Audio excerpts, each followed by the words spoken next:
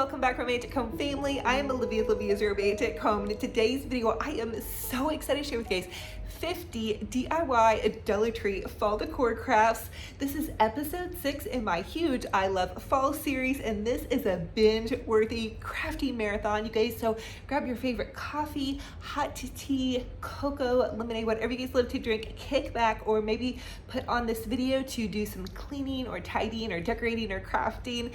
And listen, don't forget to subscribe to my YouTube channel. It's totally free. It helps me out so much because I am a full-time content creator and I am hosting a huge giveaway that's going to be announced this weekend on my community tab. So without further ado, let's go ahead and plug in those glue guns, get out your glitter and paint, and let's get to crafting. First Dollar Tree DIY, I'm going to make some super adorable fun coasters. I'm taking these coasters from the Dollar Tree and this 25-cent paper from Hobby Lobby.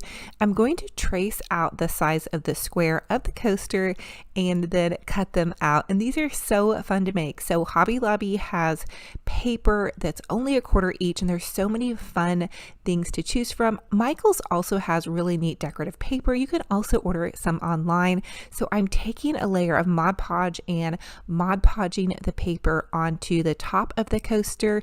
Now, if you guys are going to be using this coaster for cold drinks that are going to sweat a lot, you may want to think about getting a dishwasher or waterproof safe Mod Podge. You can get it at Michael's or order it online, and that will help your Mod Podge kind of stay a little bit, less gunky. I just usually use these for my coffee in the morning. How adorable is this? Now, that cute little squirrel is from Dollar Tree last season, so look for some of their fun salt and pepper shakers. Now, the next Dollar Tree DIY, I'm going to make a cute little Mackenzie Childs inspired coaster. So again, I'm just using my Mod Podge, adding a good heavy duty layer of Mod Podge, cutting out my pretty little piece of paper, and then Mod Podging it on top of the coaster. The sky is the limit. You guys customize this to suit your decor style and your colors in your home. I am so crushing on the black and white with pops of oranges for the fall time. I think it's just going to be so perfect, and it's really a great accent. And just how adorable is this teacup and teapot? Again, those are from Mackenzie Child's website, so check that out if you guys want to add like a little bit of a Christmas wish list for your honey.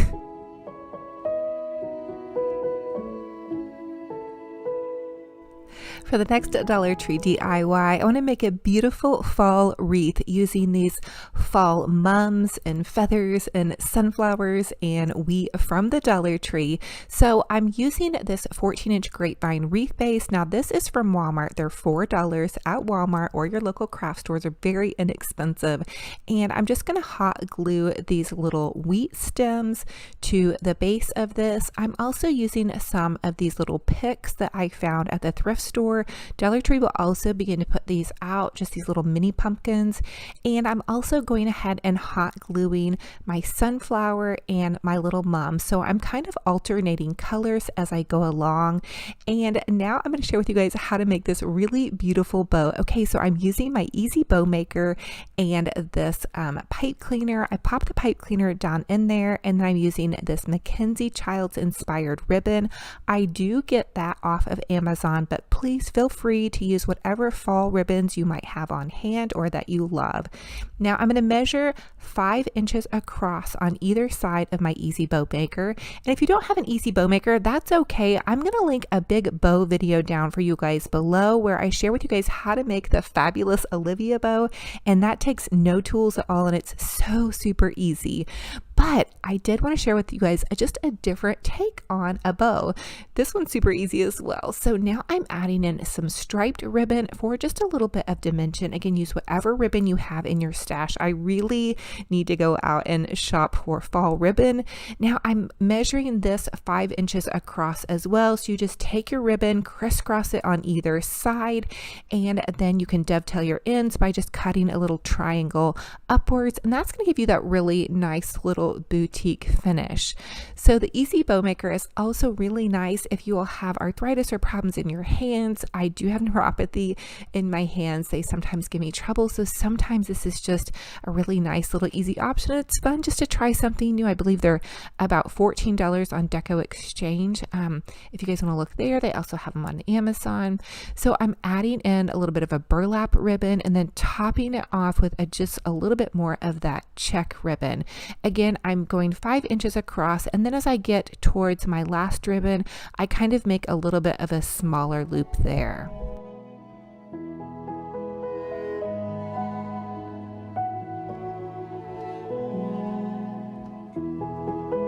Now, last but not least, I did top it off with just a little bit of burlap kind of mesh ribbon. I actually made this bow to go on another project from earlier this summer, but I love to repurpose and reuse my ribbon. So now I'm just attaching my big, beautiful bow to my wreath. Now I'm taking some of this Dollar Tree pumpkin ribbon that I had left over from last year. Hopefully they'll put some more pumpkin ribbon out in stores, and I popped that into the center because I wanted to pull in some of these fall colors. And you guys can tell I'm just making the most beautiful blooming fall wreath. I love to go over the top with my designs with loads of florals and ribbons and bows, but feel free to suit this to your fancy. So you could stop at any point. I think right here is a really beautiful stopping point. I'm adding some feathers and some goodies, and then you guys know me though, I do have to go over the top and a little bit bow crazy because I love big bows, and I cannot lie. I'm adding another bow to the top of my wreath that's identical to the one kind of over here on the bottom. So next, a Dollar Tree DIY, I'm taking one of those Dollar Tree velvet pumpkins. They had these last year, and oh my goodness, they're so gorgeous. Hopefully they'll have them this year. And I'm just using some of those Dollar Tree adhesive gems. They just stick directly onto your pumpkin, and voila, you guys have an ultra fabulous pumpkin. The other thing I decided to do was cut some of my specialty ribbon into strips and really make this pumpkin pop. So the check ribbon was really pretty, but I felt like I needed to pull it in somehow with a pumpkin. So I'm just running it with some hot glue down this pumpkin. I've seen some very high-end designers creating pumpkins like this year. So this is a trend, and this is a thing right now. The black and white check is so trendy, and I feel like that the Harlequin pattern and the Mackenzie Child's checkerboard pattern is a little bit of a different take on the buffalo check. Now, if you already have buffalo check in your stash, I will be sharing with you guys some buffalo check plaid fall wreaths and floral designs because I do love buffalo check as well. So you guys could easily use this with buffalo check. And hey, think about this. If you love shabby chic or different kinds of decor, use those ribbons. Think outside the box and use what you have and what you guys love to your personal taste. This is what I am loving. Check this out. Oh my goodness. I am so crushing on this. I've seen some really high-end designers creating florals similar to this, and oh my goodness. I will tell you, somebody that is doing a lot of really beautiful wreaths. If you want to buy a wreath, they're very high end and beautiful, is my girl at Bam Wreaths. Oh my goodness, she creates the most fantastic designs. I follow her over on Instagram, but anyway, that's for another story. She is a doll and a true treasure. But here we go. Here is how this wreath turned out, and I am in love with this. Now check out, we did this topiary that's in the center of my table the other day. So I do have a video on the topiary, and I have an upcoming video for you guys on how to create those candlesticks, as well as some super amazing DIYs. Anyway, comment, let me know what you guys think about this wreath. I go over the top, but again, you guys do this design how you suit your style. I think it matches in perfectly with my personal decor. I am just loving it. Mostly all Dollar Tree supplies. You guys can totally do this on a budget. For the next Dollar Tree DIY, I'm going to take this little Hello Fall stand, and I'm going to Mod Podge this pretty paper onto the pumpkin part of the stand. I lost the footage on that, so hopefully you guys understand what happened there. I just created this cute little buffalo check plaid pumpkin with some Mod Podge, super easy. Now I'm going to hot glue this to the center of this Dollar Tree bridal sign. Okay, Dollar Tree has put out this bridal sign with this buffalo check plaid border. Go out and buy it if you guys see it. It is amazing. We're going to do a ton of DIYs with this one. And then I'm just going to use these little welcome letters. Again, they are putting out some of their silver letters. So go ahead and grab some of those if you see them. They come in a 3-pack. And then I'm making this super easy bow. You just hot glue the little ribbons on each end. I'm going to layer it with the Dollar Tree burlap ribbon and buffalo check plaid ribbon. And then I'm just going to tie it off with a pipe cleaner. I'm then going to hot glue it to the top of my pretty little sign here. I decided to go a little bit extra and add some leaves. I almost wanted to create like a little table topper that had some elements of fall, almost like an alternative to a wreath kind of, or maybe just a floral frame decor. I guess that makes sense. But anyway, have fun with this. Use some of your extra little sprouted goodies you might have around. Here is how it turned out. I popped it into a little galvanized tray. Now I will tell you that these bridal signs do not sit up very well. So if you plan on displaying them, I am going to be displaying mine on an easel. That way it doesn't topple back and forth, or you could pop a pumpkin that's heavier back behind it. But I think it's so adorable, fun, and fabulous for fall. For the next Dollar Tree DIY, I'm going to take this Pumpkin Kisses and Harvest Wishes sign. I'm going to pop the little raffia bow off, and Michael's had ribbon on sale that was 99 cents. So this was actually $1. I grabbed some in this little buffalo check plaid pattern, and I'm just tying a very easy shoelace bow. So a shoelace bow is just a bow like you would tie your shoelaces. I'm popping it on with a dab of hot glue. Now think about this. When you look at a fall sign, you can easily change it and customize it to suit your decor just by adding a cute little customized ribbon. Sometimes you don't have to repaint the sign or go over the top doing crazy things, although I do plenty of crazy things with my signs. But a simple little bow makes such a difference and such an impact. And how cute is this? And it just gives it that little bit more kind of boutique high-end look.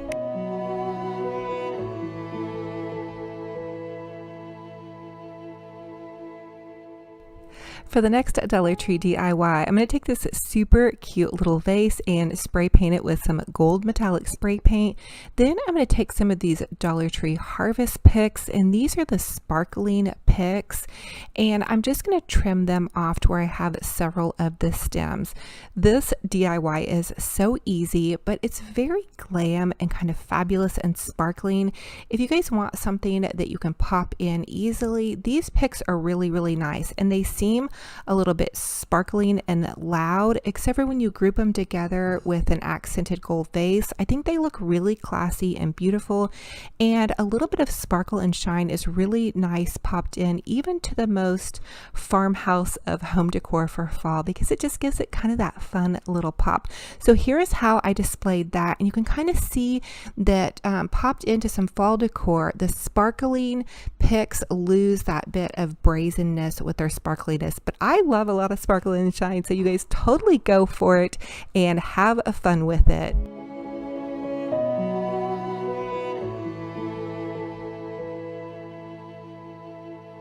So as always, I ask that you all comment and let me know, what is your favorite DIY in this video, and what will you be replicating or DIYing for your fall decor? I'm hoping that I gave you guys some really fun and fabulous ideas, and you can take these ideas and change the ribbons out or the colors and suit them to your home decor. So I'm just so thankful to have you guys here. I love to hear what you're up to, how you're decorating for the next season. For the first Dollar Tree DIY, I want to create this super cute little mini village with these two little Dollar Tree houses, this picture frame, some craft paper, and I'm just going to take these little mesh tubing Dollar Tree lights and I'm going to pop them inside the house.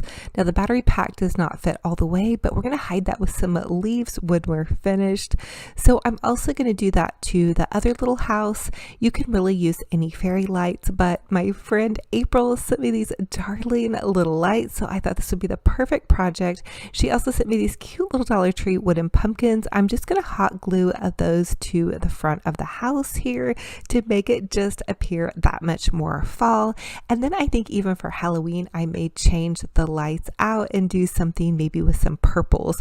I'm also adding some cute little wooden pumpkins to this little house, and I just love little villages. We always had a Christmas village for the kiddos during Christmas time, and I thought it was so fun to do a little kind of a fall Halloween village. So I'm just taking this 8x10 frame and I'm cutting out the size of this craft paper. I'm using this kind of cute little diamond pattern or harlequin pattern or check pattern, whatever you guys want to call it. It's kind of like Mackenzie Childs inspired, which I absolutely love. I've been doing so many DIYs to inspire you guys. Anyway, I'm popping that craft paper into the little picture frame because I want to give my mini village kind of a floor or a little place to kind of contain everything, because I am out of straw bale, so I don't want it to make a huge mess. Now I'm adding some mini pumpkins over here, and then I decided I wanted to make some trees. So I'm taking these little Dollar Tree wooden pieces and some of this orange ting, and I just took my scissors and I poked a hole in the center of the wooden piece, and then I'm popping some little wooden ting in here. I thought that would be so cute to make some kind of little fall Halloween trees. You could also just use leaves, and I think this would be a fun project to have your kiddos and grandkids help you with. Now, definitely you do the scissors part if you're having little ones help you, but I think they would think these little houses are so magical. And the little pumpkins, actually, you don't even have to hot glue them. They have little stickers on the back, so you could definitely just stick them on or be the one to supervise and do the hot glue if you need that. Anyway, I did make 3 of these little trees, and then I'm popping the little straw bale in between the houses, and then I just added some cute little pumpkins to the top, and there's those leaves I'm using to hide the battery pack, and voila, here it is in my entryway table. So fun and fabulous, and you're never too old for a good old-fashioned little light up village, just to kind of bring the romance of the holidays into your home.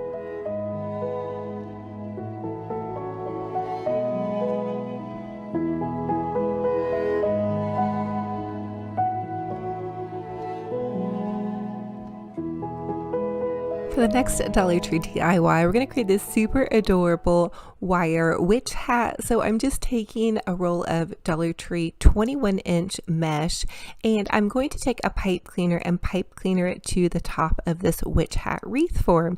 Again, one of my wonderful subscribers, April, sent this to me. Thank you so much. I've never found one of these before, so it was such a delight to find one and use one.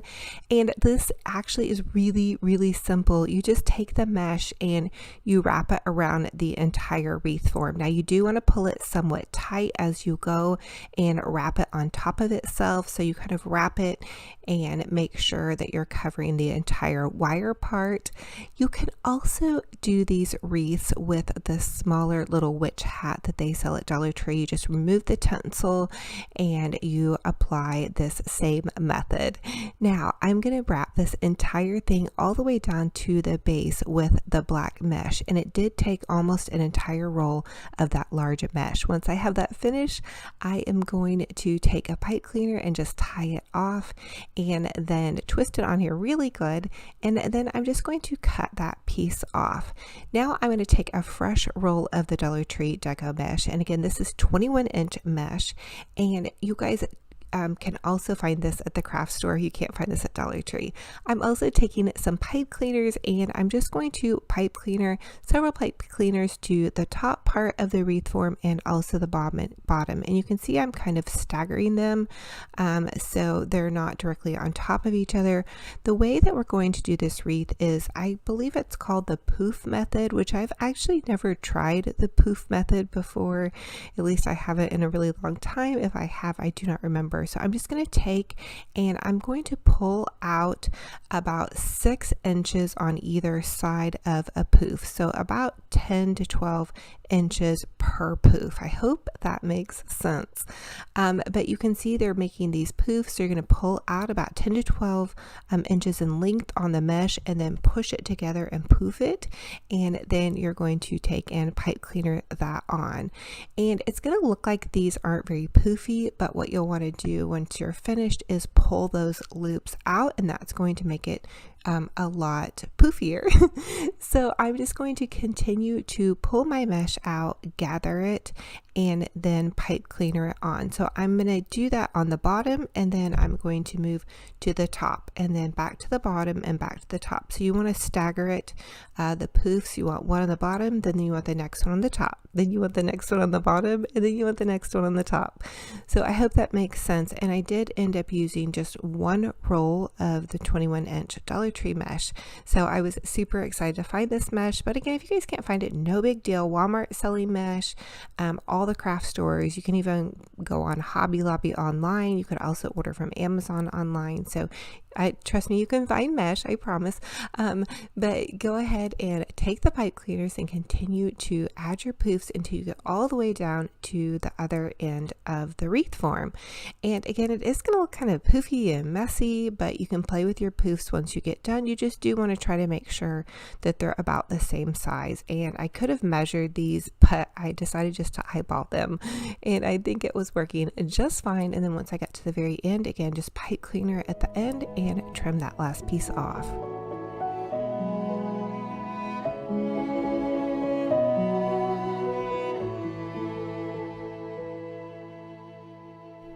Now for the next DIY, I'm going to use my Easy Bow Maker, and I'm going to pop a pipe cleaner down into the Easy Bow Maker, and then I'm going to start out with this pretty Harlequin ribbon. Now I did find this ribbon actually on Amazon, and it came in a big roll. I believe it was 25 foot, so that was quite a good deal. The ribbon was not the best of quality, but it works for this type of project. Now the rest of the ribbon I'm going to use is Dollar Tree ribbon, and I'm telling you guys, they come out with the cutest Halloween ribbon. So definitely, if you pop into your local Dollar Tree, grab some, or again, you guys can find ribbon online fairly easily. I am dovetailing my ends. Oh, and the other part, I'm so sorry, I forgot to mention, is you need to make this about 7 inches on either side if you're using your Easy Bow Maker. Now, if you don't have one of these, no big deal. I have a huge bow video I'll link down for you guys below. You can use the Olivia bow method. You do just want to make sure that you make super huge loops, because this type of wreath will swallow a bow. So because I made my poofs about 6 inches long, I want to make my ribbons about 7 inches on either side of the bow. So I hope that makes sense. It is a very, very large bow. I'm adding several different Dollar Tree ribbons, and I just kept all of the ribbons the same size pretty much on this one. I used that cute little skull ribbon with the happy pumpkins, and then some more Harlequin ribbon, and just dovetailing my ends. And then I also used some of that orange and white Halloween ribbon. Now once I have it all the way done, I'm just going to pull it off and take a pipe cleaner and twist it together, or you can just find a pipe cleaner that's down on your wreath and twist it on that way. Now I did do that, but I felt like my bow was a little bit floppy, so I suggest to pipe cleaner your bow together, and then you can twist it into your wreath. I'm going to make 4 of these bows, and I know that seems obnoxious and very bow-licious, but you guys know me, I love to go super over the top. So here is the second bow, and I'm pretty sure it's just as big as the first bow, but you guys know me, I love to do a super over the top wreath. And this wreath, because of all of the bows, I feel like it came out looking really high end, like something you would buy in a specialty boutique or an Etsy shop for definitely, you know, quite a bit more than what you used to make it with. So you just need several rows of ribbon. I suggest 2 rolls of ribbon for all of the bows.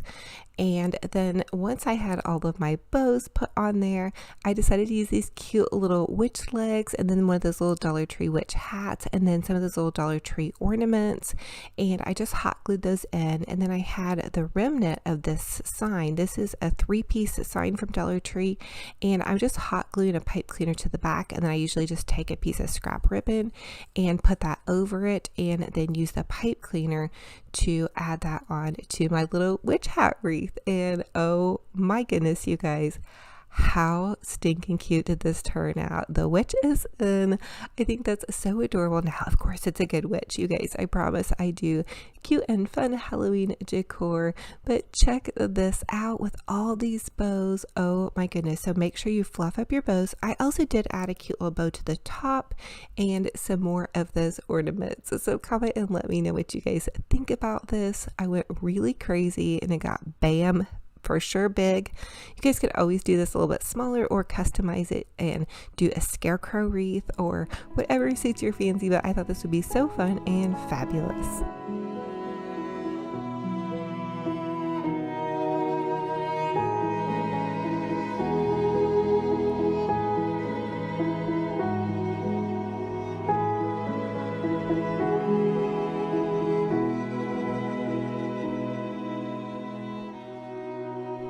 For the next Dollar Tree DIY, I'm going to take this super adorable Market Fresh calendar and this little square pumpkin spice sign from Dollar Tree, and I'm just going to find the part of the calendar that has the pumpkin patch on here, and I just want to give a shout out to everybody that sent me a calendar.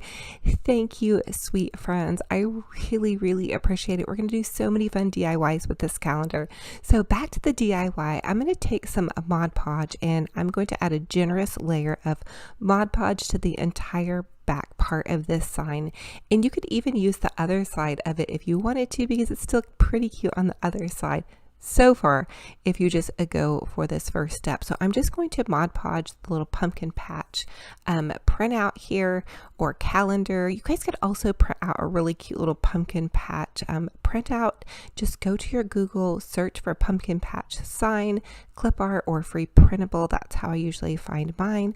And then I'm going to take this cute little Dollar Tree bow, and I took the Dollar Tree bow and I actually cut the little tip parts off. That way I just had the little bow part.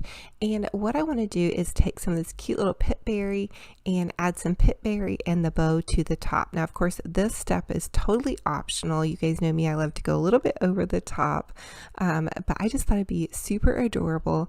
And then I decided to hot glue this to the top. Now, the width of this sign was not very big, and so I did end up needing to make some modifications because the bow got a little bit heavy. So just a little side note here, you may want to do something a bit smaller, but you guys know me, if you're new, I love big bows, and I cannot lie, you guys, I love bows. I'm a bow crazy girl. So anyway, I'm taking that pitberry and I'm just kind of arranging it, and then I decided to add this cute little piece of Mackenzie child's ribbon just to kind of give it a little bit of a hint in the center part. And then I'm taking this foam pumpkin and I'm just going to cut the foam pumpkin in half and hot glue it underneath the bow. Now you could still see that ribbon on top, and then I am taking this pumpkin patch sign from Dollar Tree on the back, and I'm just going to hot glue it to the back of this sign. I did pick up several of these, and then I've had friends send me these signs, so I have extra ones, and I wanted to reinforce this sign and also make it a little bit more high end by making the sign look like it has kind of a shadow of a pumpkin on the back. So that's my reasoning behind that. Now this would make a super adorable wall hanger, or you guys could just take a little easel. You can get them at Walmart or Dollar Tree and pop it onto an easel. You guys kind of see how I have done here at the base of this. How stinking cute is this? It looks so high end, fabulous, and we did it on a teeny tiny budget. And you guys really customize this to suit your fancy and use whatever beautiful clip art or calendars that you guys have around. It doesn't necessarily have to be this one. They have a ton of beautiful calendars out at Dollar Tree. I've shared with you guys some of the Bible verse ones and other DIYs and flowers and all kinds of goodies. So for the next Dollar Tree DIY, we're going to make a Deco mesh pumpkin fall decor craft, and we are going to use a cooling rack from Dollar Tree. I'm also going to use about 10 to 15 pipe cleaners, and I just cut those in half. And I'm going to take the pipe cleaner and begin at the corner of the cooling rack. Now I'm sharing with this because I did share with you guys a splatter screen pumpkin, and apparently Dollar Tree is sold out of splatter screens everywhere. So I really wanted to give you guys an alternative in case you cannot find that splatter screen or the pumpkin wreath form. You can make a pumpkin with a cooling rack. Now it's going to be a little bit more of a squared off pumpkin, but that's okay. Pumpkins aren't perfect, and they can really be any kind of cute little shape that we want them, right guys? So I'm just going to take the Deco mesh and I'm going to just pipe cleaner it on to the end of the cooling rack.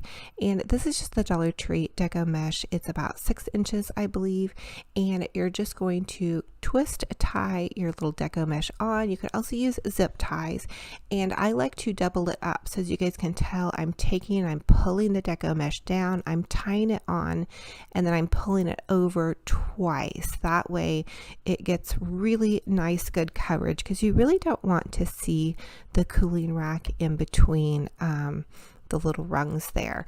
So I hope that makes sense. But you guys, once you get to this step and it's pretty securely on the ends, you can kind of not use the pipe cleaner on every single rung. So once I got, as you guys can see, towards the center part, I just wrapped it and wrapped it and wrapped it. And I did use 5 rolls of Deco mesh for this project, and it was Dollar Tree Deco mesh. Now if you had the thicker Deco mesh like from the craft store, I don't think you guys would have to use 5 rolls, maybe 2 rolls of like the 21 inch. You also could use a floral wire if you don't have pipe cleaners. So just have fun with it, get creative. And basically what I'm doing is I'm just covering this whole cooling rack with Deco mesh. Now I did go with an extra piece around the corner to try to give it a little bit more of a rounded shape. So I took that extra piece and I went around the corner, pipe cleanered it on, and then went back around the corner again to try to give it a little bit more shape, and so it doesn't look quite so squared off on the edge. I hope that makes sense. And I compared it to the one that we already did, and I feel like it was pretty close. So anyway, I'm just adding some more pipe cleaners on and then continuing on with the exact same process, just pipe cleanering the mesh to the cooling rack, wrapping it around several times, and then adding another pipe cleaner.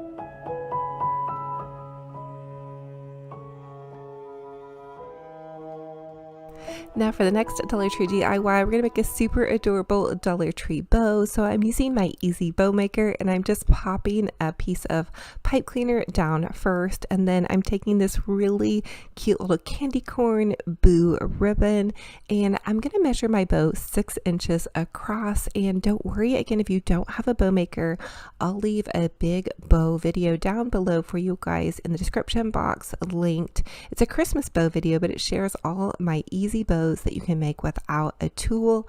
So I'm also going to dovetail the ends of my ribbon. You're just going to cut a triangle upward, and that's going to give you a really boutique, pretty little ribbon. Now this bow maker is amazing. It's definitely my favorite. It's so easy. It saves my fingers from pitching and twisting and all of that good stuff. So the next ribbon I'm going to add is this cute little Happy Halloween. I'm staggering my colors with the black ribbon and then the orange ribbon. And so think about that when you put your bows together, is to try to stagger your colors. And also because the pumpkin is orange, I wanted to put a black ribbon on the base, so hopefully that will pop out.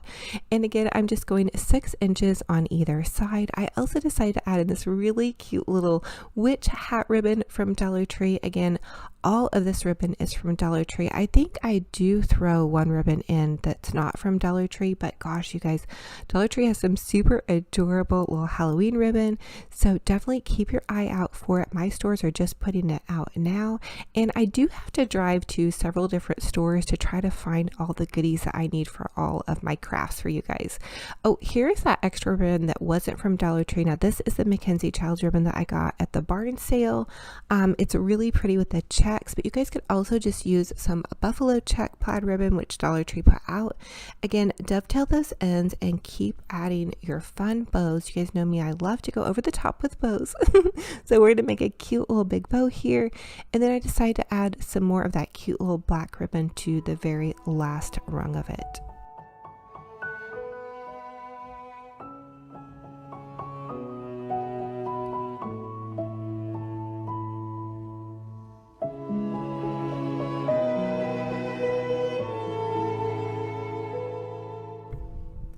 Once I have my bow all ready to go, I just took a pipe cleaner and added a pipe cleaner and twist tied it together, and then left the ends of the pipe cleaner sticking out on the back because I want to be able to attach that to my pumpkin.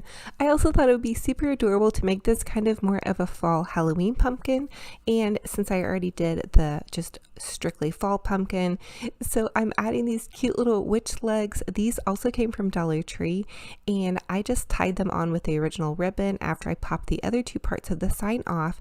Now I'm taking some of this pretty Dollar Tree sparkling smaller ribbon. This comes in the Halloween section is where I found mine, and I'm just going to make a cute little loopy bow here. Super easy. You just take the bow, loop it over on itself, and then make another loop. And then the next thing I wanted to add was some of that Dollar Tree mesh tubing. If you guys always wonder what to do with that, I found that it's really fun to kind of add on either side of my bows. It just gives it kind of some dimension. So I'm just taking it and kind of just making loops, and you guys can tell I kind of got everything a little bit all tangled up, but sometimes I get so excited when I'm crafting, I don't realize the mess that I'm making. Comment and let me know if you guys are huge mess makers. One day I'm gonna have to share with you guys my floor underneath, what it looks like after I craft. You would probably just be appalled. It is such a disaster. I make the hugest mess. So anyway, I'm just taking a pipe cleaner and I'm pipe cleaning the little kind of loops on. Of course, this part is optional, but again, I just wanted to give it a little bit of kind of fun dimension, and let me know what you guys are thinking. Is it looking like a pumpkin yet? Now, I did decide to add a little finishing touch to the top. This was the other part of that sign that I got from Dollar Tree that I took apart. I just added a dab of hot glue, popped it into the top, and I thought that was a cute little thing. And then I'm taking some of this purple, it's just little fairy lights that come in mesh tubing, and I'm going to add them to the back. And here is the finished project. Oh my goodness, I am so in love with this. I am so excited to go ahead and also be doing some of these fun Halloween crafts. I usually focus so much on fall, I forget to make some of my really pretty Halloween crafts, and I come up a little bit empty-handed once it transitions from fall to Halloween, because I do go over the top and decorate for both holidays. And check this out. What do you guys think? I think this looks pretty good. I mean, the pumpkin shape is a little bit squared off, but if you guys can't find those splatter screens, who knew Dollar Tree was going to sell out of splatter screens? We're going to have to keep a mental note in the springtime when they finally get them back in stock to gather those up for our fall crafts. But anyway, you guys comment and let me know what you guys think about this cute little pumpkin. So fun and fabulous. So for the next Dollar Tree DIY, I want to share with you guys a really simple DIY. I'm just going to take this Dollar Tree carvable pumpkin and I'm going to remove the top, and then I poked a little bit more of a hole in it, and then I found this really cute little leopard cheetah print scarf at Dollar Tree. Oh my goodness, I was so excited to find this, you guys. And I'm just adding a dab of hot glue and then popping the scarf into the top of this. Now think about this. You guys can customize this DIY and use any fabric that you have at home. So maybe you have burlap or lace or a pretty shabby chic fabric or any fabric that you have. I really thought it was really cute that Hobby Lobby put out some little leopard pumpkins, but I didn't really want to splurge on them because I really wasn't for sure if I would like them in with my decor, and it's just a little wild even for me, but I I think it's so cute. I ended up loving it and may do a couple more, but I'm just taking the scarf and wrapping it around and poking it into the hole, and then I hot glued at the very end, and then I'm just adding a cute little Dollar Tree wooden piece stem. You could also go out to your yard and add a stick from your yard, that would work, or you could paint the little top to the Dollar Tree pumpkin stem and put it back on there. I did want to make it look a little bit more high end, and I thought this would be really cute instead of the styrofoam one. And then I'm just adding the hot gluing some cute little leaves to the top. And this to me looks just as good as the Hobby Lobby leopard ones. It's all shiny and fabulous, and it really looks cute popped into my fall decor. Now here it is popped into the little space beneath my mantle. You guys have seen that. I did a huge floral. How adorable is this? I also tried popping it into my little basket of pumpkins, and I thought it looked really, really cute. Okay, so comment and let me know, are you guys going to take a walk on the wild side and add some leopard to your fall and Halloween decor? I was really surprised by how cute I thought it looked and just how fun and whimsical it came out.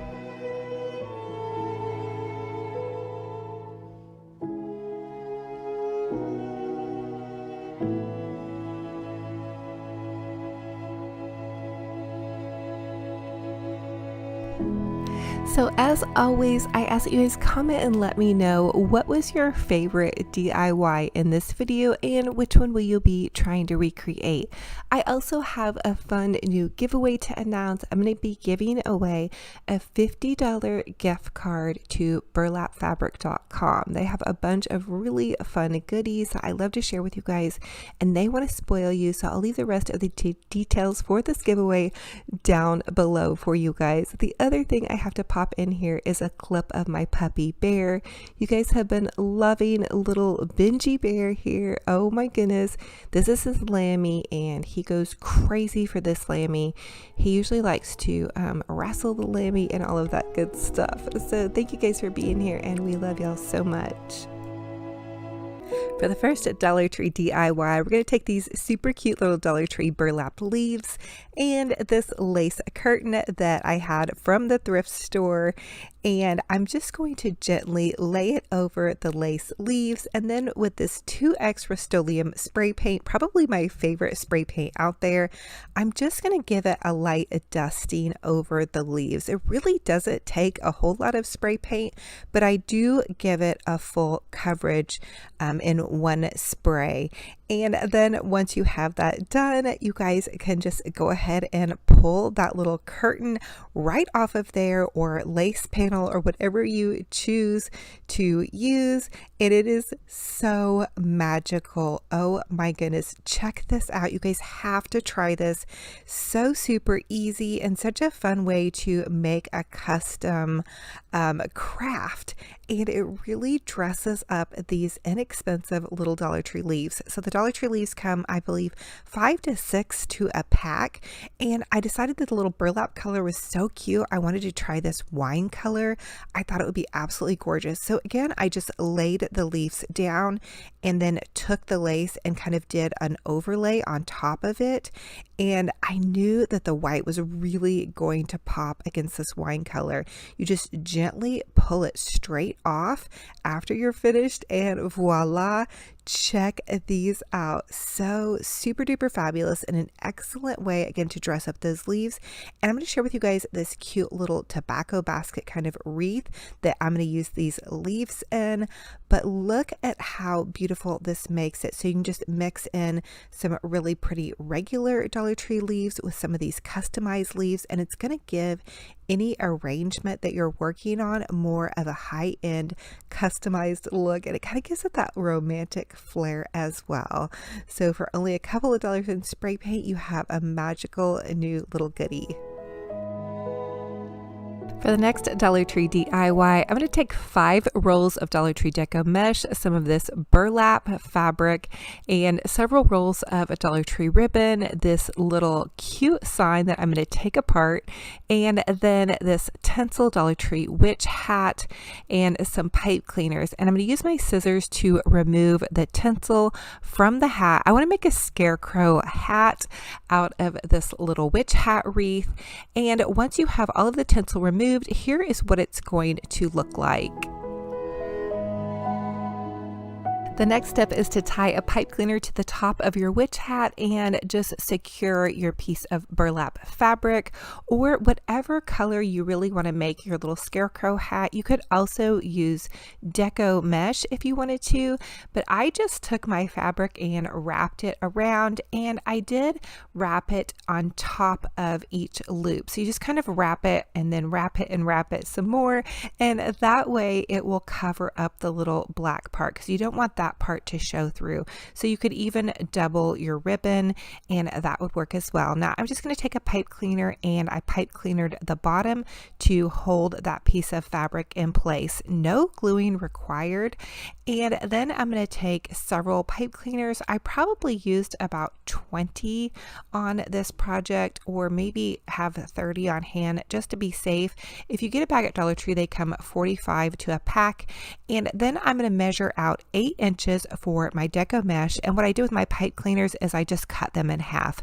Super easy. That's going to help them go just a little bit further. So I'm taking 3 rolls of my Deco mesh and I'm laying them on top of each other, and I'm measuring out to about 8 inches, and then I'm just going to trim that off. And what we're going to do is make Deco mesh bundles.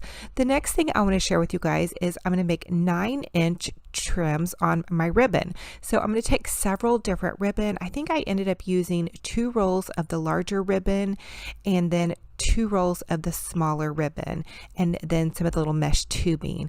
Now I'm sharing with you guys some different ribbon ideas. The ones that I used for this wreath specifically were the chevron and the plaid ribbon. I thought that I was going to use different and more, but I ended up only using the chevron and the plaid. If you are trying to replicate this wreath exactly how I did it, otherwise just choose whatever ribbon you love, and you do want to cut them a little bit longer than your Deco mesh to help them kind of stick out and show off if that's how you want it to look. And then I'm just taking some of the smaller ribbon and I cut them in 9-inch cuts as well. The next thing I want to do is just roll my little Deco mesh up into this cute little curly roll. So if you've ever rolled up a burrito or just, you know, kind of roll into a roll, I guess it's super easy, but it's not anything that's earth shattering. You just roll it into a cute little roll, and there you have it. And take whatever ribbon of choice that you want, lay that on top of your little cute little bundle of rolls, and there's going to be 3 of the Deco mesh to each bundle, and you're just going to put your ribbon on top of it and then take your pipe cleaner and pipe cleaner that together. So easy, you guys. There's no way to mess this up. Don't fear if your mesh frays, just trim it off. Don't fear if your mesh is kind of wonky. It's going to be totally fine because once it's all kind of squished together, you're really not going to notice.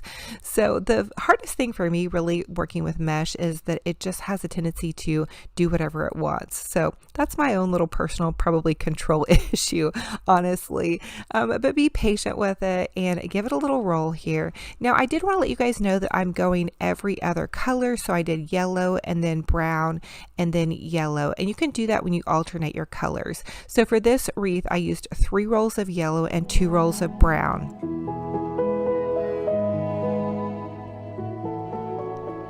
Now I'm adding a little bundle of the smaller ribbons, and with the smaller ribbons I just layer them on top of each other. I chose the sparkly orange and the cute little pumpkin ribbon that they put out at Dollar Tree. You can also find small ribbon like this very similar at the craft stores, usually for about 99 cents or even less if you use a coupon. So again, I'm just making these cute little burrito, taquito, whatever kind of rolls that you want to think about, but just think about just rolling something together. together. Again, it doesn't have to be perfect. You can see mine are very imperfect. And you can also use a chip clip to hold your little rolls together. That can help save your fingers if you have problems with your hands. Now I'm adding the chevron ribbon on top, and then again just twist tying the back. So the best thing to do is to get a bunch of these bundles all ready. And then the last one I wanted to show with you guys how to make was this one with the little mesh tubing. If you ever wonder what to do with that mesh tubing, it's super fun to use in a deco mesh wreath. So I rolled my little bundles together, and then you're just going to take the mesh tubing, lay it on top of the bundle, and make a couple little loops, just 2 loops on either side, and then tie that pipe cleaner on. Again, super easy and not hard at all. I just want to encourage you guys to give it a try. So now I'm going to start, and I'm going to put one of the bundles, as you can see right here with my little pipe cleaner. You just take it and you pipe cleaner it on to the outward edge of the witch hat wreath. So I do 2 on the outer edge, and then I alternate 2 on the inner edge, and then you go 2 on the outer edge and 2 on the inner edge, and I do that all the way down the entire wreath. And you'll see it's sectioned off into sections. For the larger sections, you'll want to put about 4 to 5 bundles, and then on the smaller sections, only about 2 bundles, but you can really kind of play with it and see what you have going on. Sometimes you'll find that you don't need quite as many, and sometimes you'll find you may need to go back in and touch it up with an extra little bundle of mesh. But you'll also want to kind of squish them together just a little bit so they look all nice and fluffy and full. So you're just going to continue to add your bundles, and you want to make a pattern. So I started with the plaid ribbon, and then with the chevron ribbon, and then with the smaller ribbon, and then the little mesh tubing, and then I just start that pattern over as I work my way down the witch hat wreath. Comment, let me know if you guys have questions. This isn't hard, I promise. It's kind of hard to explain though, I guess. I'm sure you guys can tell what I'm doing with my fingers, but again, you just tie your little bundles of mesh on to the outward edge of your witch hat wreath, and then you tie the next 2 on to your inward edge, the little part that's kind of sticking out. So there you guys have it, and you continue to work your magic as you go. You can also fluff your larger ribbons and bundles as you see fit.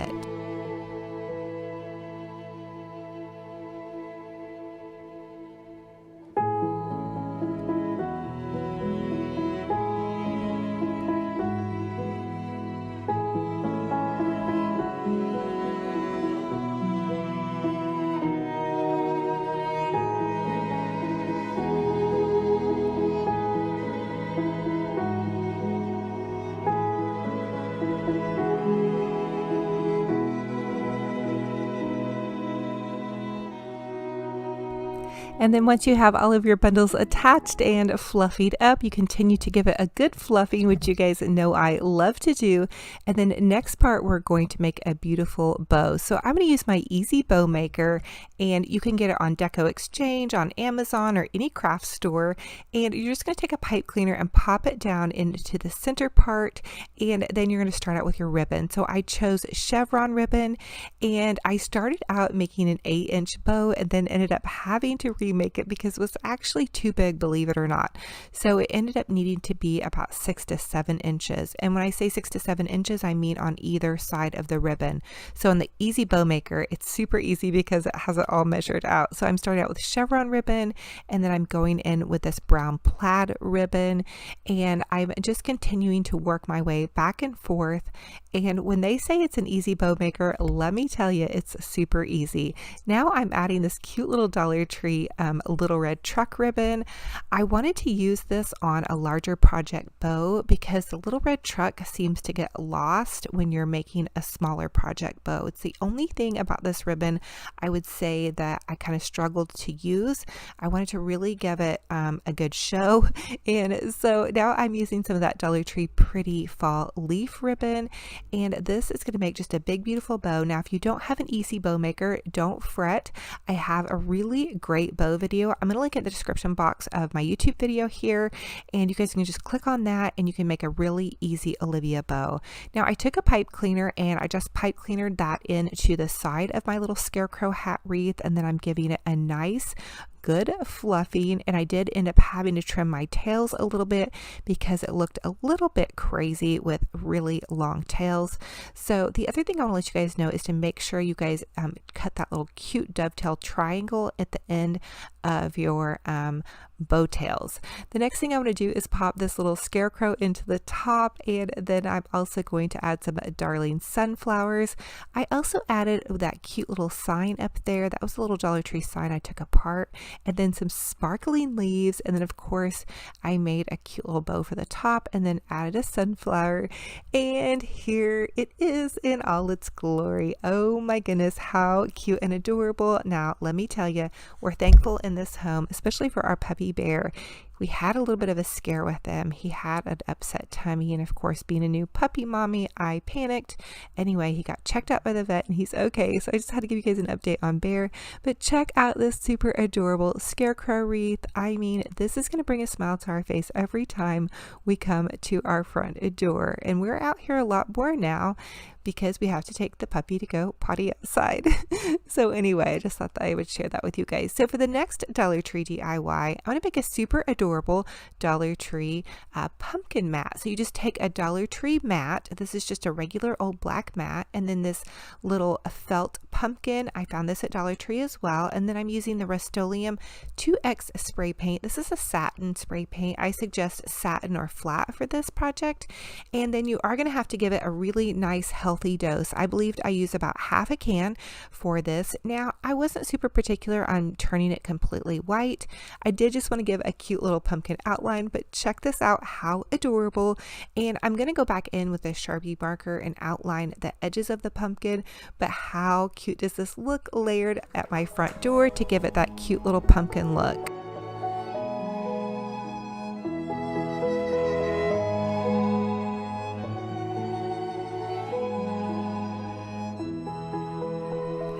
Bear is helping me decorate my front porch for fall. We set some mums out, and he just has to check on everything that's going on. I put some yellow mums on either side of my door, and then the little purple mums on either side. Now for the next Dollar Tree DIY, I'm going to take this cute tobacco basket that I got at Dollar General. It was about $10, and then I just hot glued some foam down at the base, and then I'm going to take some of these Dollar Tree leaves, and I just cut them off of their stem, and I'm going to pop some stem leaves in, and then these cute little leaves that we did in an earlier DIY, and they're just so easy to play with. So I only ended up using 3 bundles of leaves for this project, and then the little burlap leaves. What I love about the tobacco basket wreath is if you don't have a lot of money to spend on florals, or you don't want to use a lot of florals, this is really the perfect alternative. So a couple of dollars if you can reuse your tobacco basket. I shared with you guys one over the lemon season. I've shared with you guys some neutral ways to do this one. You just leave a spot in the center to pop a bow in, and you are good to go. Just a little tip there for you to save money on a budget, and then just have something really beautiful to decorate that's kind of an alternative. I did pop some leaves into the base of this, and then a couple over at the top, but again, you do want to leave a big space if you're going to add a bow. You don't have to add a bow. You could always add some pumpkins or a little scarecrow or whatever suits your fancy and floats your boat. And then once you have enough of it filled out, you can begin to think about your bow. You can also add in a cute little Dollar Tree mini sign. This autumn blessing sign is the perfect one. So for this DIY, you just add some hot glue to the back of your sign, and then a dab of hot glue, and then the pipe cleaner, and then I just take a tag and layer a tag on top of that, or any scrap piece of ribbon, and you can tie any Dollar Tree sign directly on to a wreath. So easy, you guys. Now I'm going to take my easy bow maker and cheat again, and I'm going to make this cute little easy bow. You pop a pipe cleaner down into the base of your easy bow maker, and then I'm going to go about 6 inches across on either side. I'm starting out with this chevron ribbon. I just thought that would be a fun little pop of color by the front door. I love this chevron ribbon, and I needed to finish up the rest of that roll. Now I decided to add some fall leaves. Again, I really want some color because I'm going to use this outside my front door, and there's those colorful mums, so I did want this to just be really fun and colorful. Again, I'm going 6 inches across, and I'm dovetailing the ends of my ribbon by cutting a little upward triangle. The next ribbon I decided to use was some of this Dollar Tree buffalo check plaid ribbon. Can we all get an amen and a hallelujah for Dollar Tree finally putting out some buffalo check plaid ribbon? This is kind of a maroon color, and I am holding back on using a lot of it quite yet because I do want to use some of it for my Christmas decor, but I couldn't resist because I did use those fall leaves that have more of that deep beautiful kind of burgundy color or wine color, or it's almost just like a reddish color. I don't know. Comment, let me know what you guys think this color would be. It almost looks brick red wine. That's what I'm going to go with. So I'm going to pop my whole bow off and then just tie it off with a little pipe cleaner, and then I just pop that into the center of my tobacco basket, and it floats in there just perfectly. Give it a nice good fluffing. You guys know that's the secret to any bow. Fluff, fluff, fluff, and then when you think you're done, you got to fluff some more. And so there you have it. So easy, so fabulous on a budget. It looks like something you would buy at a high-end boutique, and we did it for next to nothing. So check it out. On one side of my house, I put the cute little tobacco basket. I've never actually decorated this side with a tobacco basket. In fact, I almost feel like my center part wreath needs to be bigger on my Scarecrow, but I'm not going to do a bigger wreath because I am going to do a big garland over the door. So that is going to take center stage. So for the next Dollar Tree DIY, I want to share with you guys a super adorable little pumpkin. We're going to start out with one of the orange Dollar Tree pumpkins and just spray paint it white.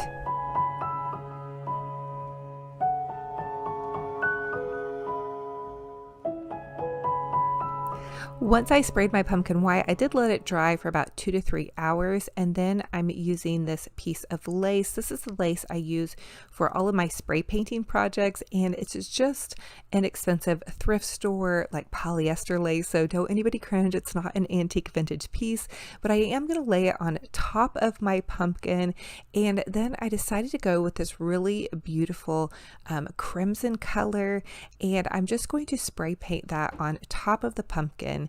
And oh my goodness, you guys are going to be in awe when you see the finished project. And remember, just choose any color that you're decorating with that you love.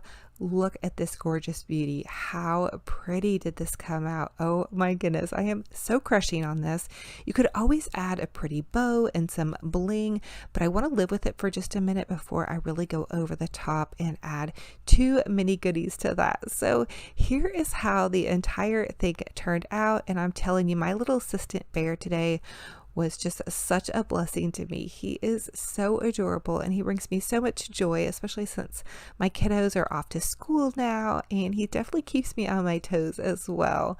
So comment and let me know, as always, what was your favorite DIY in this video? I love to hear which DIYs you guys love to see me do.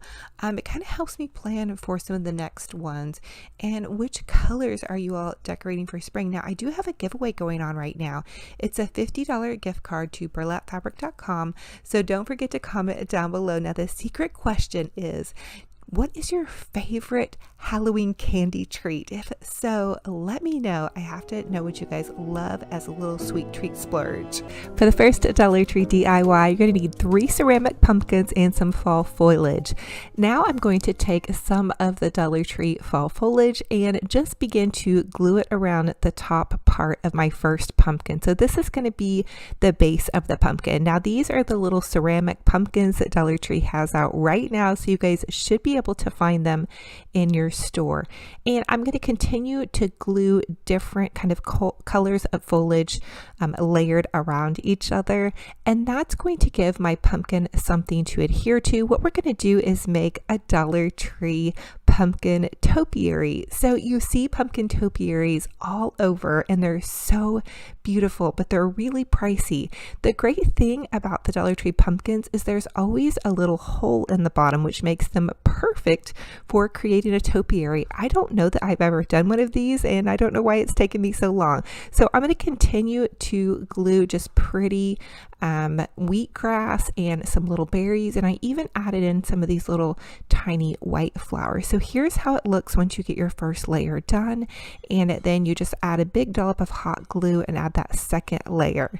Now I'm going to go ahead and add in some more berries and more fall goodies.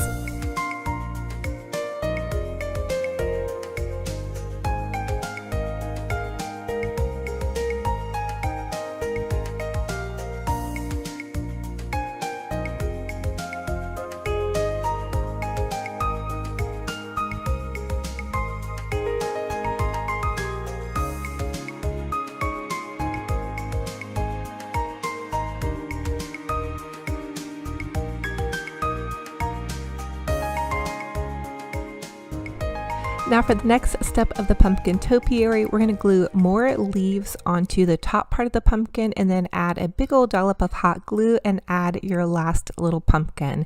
And I did use one that was a little bit smaller than the bottom two, but really you all could use any Dollar Tree pumpkins to make a very similar topiary, and they have so many cute ones out right now with so many different adorable designs. Always check the bottom and make sure there's a little hole, and that way your pumpkin will stack so easily onto your topiary. And then I did decide to add a little bit more foliage and flowers and berries in and around the base of that second pumpkin, and then of course I had to go a little bit extra and even add some to the top.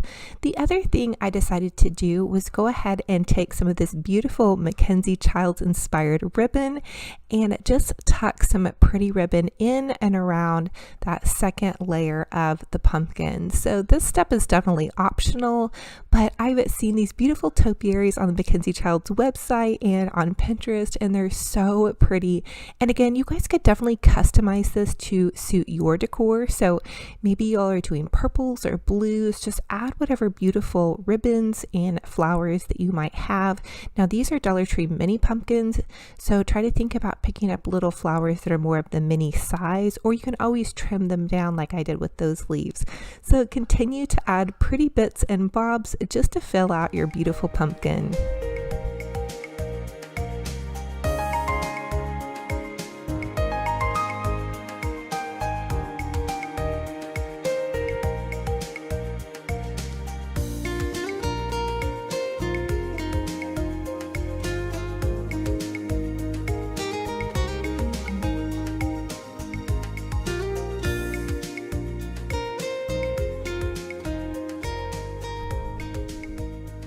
So once I had it all my pretty bits and bobs, you can pop your pumpkin on top of a little planter or even one of those little boxes.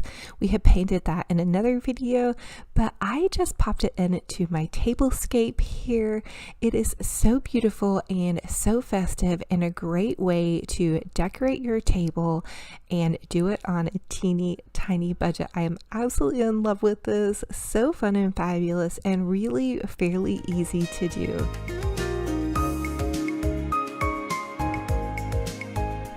For the next Dollar Tree DIY, I'm going to take another one of the Dollar Tree ceramic pumpkins, and this one already comes in white, but you could always paint one white. And then I'm going to take my Sharpie and just draw lines down my pumpkin. So what I want to do with this pumpkin is create a Mackenzie Childs inspired mini pumpkin. I'm then going to draw lines around my pumpkin to create this square. So I ended up, for this little ceramic pumpkin, I drew 4 slots down. So I hope that makes sense to where there's a little checkerboard here. Now, I have had some of you all tell me that you're doing your checkerboard pattern with a Sharpie marker, which you could totally do. I wanted to try it to see if it works, and it actually does. You may want to have a couple of markers on hand because the tip might get kind of dull. I usually paint mine, which can be a little bit more tedious as well. So I did go ahead and color in a couple of them just to show you guys that this is something that's attainable and easy to do. You could also look for a Sharpie that has a wider tip. That might work as well. And they do make paint markers. So those are some tips. Now I decided to switch to a paintbrush, and I'm using a smaller tip paintbrush. That way I have a little bit more control over painting my little checkerboard shape here. So I'm just going to continue to go in with my checkerboard paint, and I am using a glass acrylic paint that you can get at Michael's. However, you don't have to use a glass paint. My Michael's was actually low on paints, and so this was one of the options, and I thought I would try it, and it actually works pretty well. You do have to give it time in between coats to dry. So just some little tips there. I want to encourage you guys to try this. It's not as hard as you think, and it's only a $1 pumpkin. So if you mess up, you could always paint over it, or just give yourself a little grace and have some fun and go for it.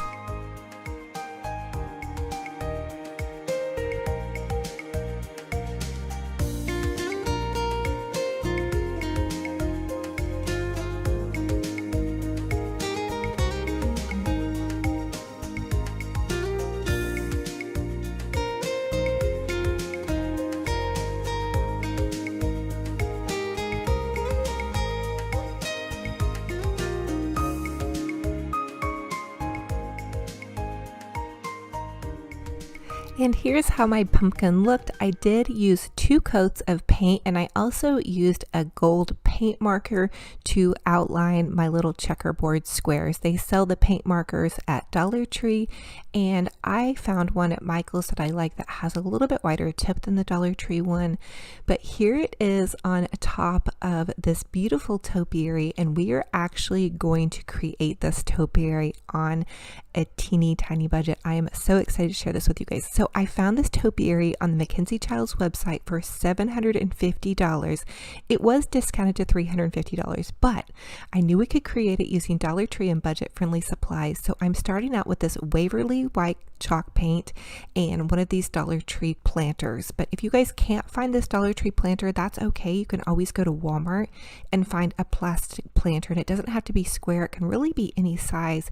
In fact, I would have probably preferred for mine to be round, but I'm trying to use what I already have in my craft stash. So I'm taking my chalk paint and I'm chalk painting a nice generous layer of chalk paint on the entire planter, and then I'm going to let that dry for about an hour and a half and then go back in and chalk paint it again. I think I used 3 coats just to make sure it was really coated really well. Now I'm taking some painter's tape and I'm going to create stripes with my painter's tape and my Sharpie marker. I want to do stripes on this planter to kind of create that really cool Mackenzie Child's look. You could also go back in and do a checkerboard pattern, which I will probably do on another topiary design, but for this one I decided stripes was the way that I wanted to go. So once I had my stripes marked out, I'm going to go in with a wider paintbrush and just paint my stripes down the front of the planter. So again, give yourself some grace. This really doesn't have to be perfect. If you study the Mackenzie Child's designs, they're not perfect, and really any hand painted object or item that you see like in a high-end designer boutique is going to have some flaws in it. So I think that's what I really love just to keep in mind when I'm painting, is that it doesn't have to be perfect. It really can, the imperfections can be really beautiful and make it look more handmade rather than manufactured. So that's just a little tip for you guys on that, but continue to paint your stripes, take a deep breath, and have fun with it.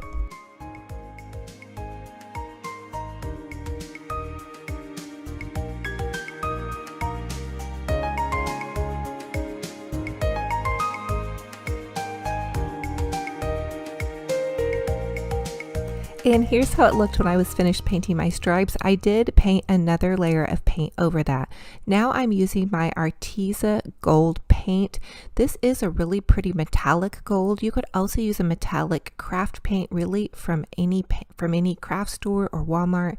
This is just an acrylic Arteza paint, which is just a really nicer acrylic paint, but again, any will do. And I did use about 2 layers of that. And so here's how that planter looks once it's done being painted, but there's more steps and more layers, and I'm promising you guys I'm going to share with you how to build this entire topiary. I have been drooling over the Mackenzie Child's one for months now, and I honestly wasn't sure that we could do it on a budget, but here we go.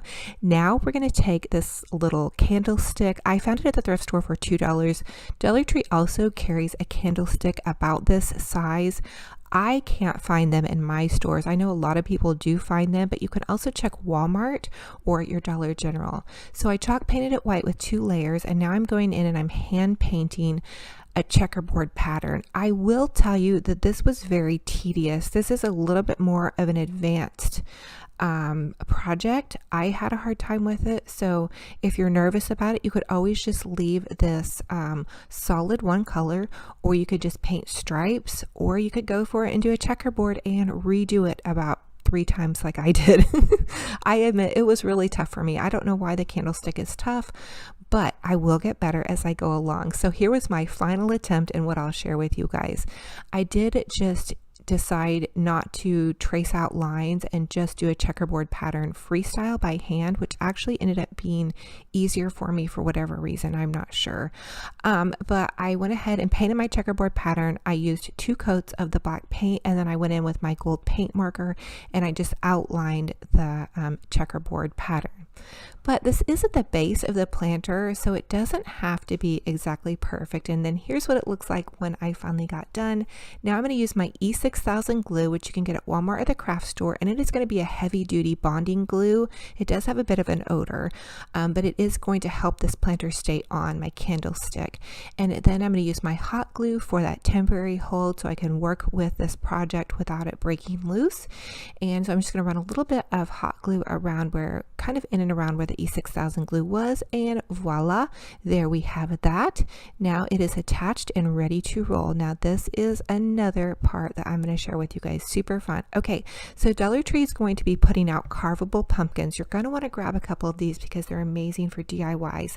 They don't quite have them out in stores yet, but if you're a pumpkin crazy girl like me and you have some left over from last year, or if you have really any pumpkin that's going to work for a topiary, go ahead and chalk paint 1 or 2 of those white. I ended up only using 1, and you do want to chalk paint it probably about 2 to 3 coats to get a really good layer. But these are awesome for a topiary, and I'll show you guys why in just a sec.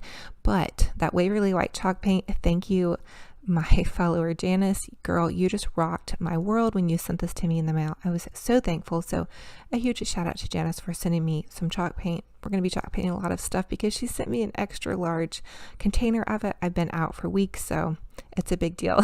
Anyway, I decided to go ahead and make this one the striped pumpkin. So I'm going to do 3 pumpkins in my topiary, and this one's going to be the striped one. Again, I'm just using a Sharpie marker to trace out my lines, and then I'm going to go back in and paint the stripes similar to how we did the planter. You're just going to trace it out and then paint it. I am going in with acrylic black paint, and I'm just going to pull the stripes down as I go. This was relatively easy, although the foam carvable pumpkins that Dollar Tree puts out, they're a little bit bumpy. So I will tell you that it did take a good heavy layer of at least 2 coats of that acrylic paint to get the good coverage that I desired.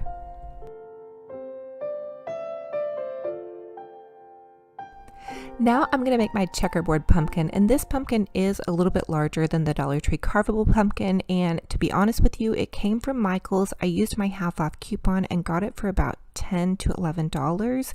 So I did go ahead and draw the stripes down the pumpkin, and now I'm going to draw rings around the pumpkin to create my checkerboard pattern. This is similar to that smaller pumpkin that we created, except for it's just going to be on a larger scale.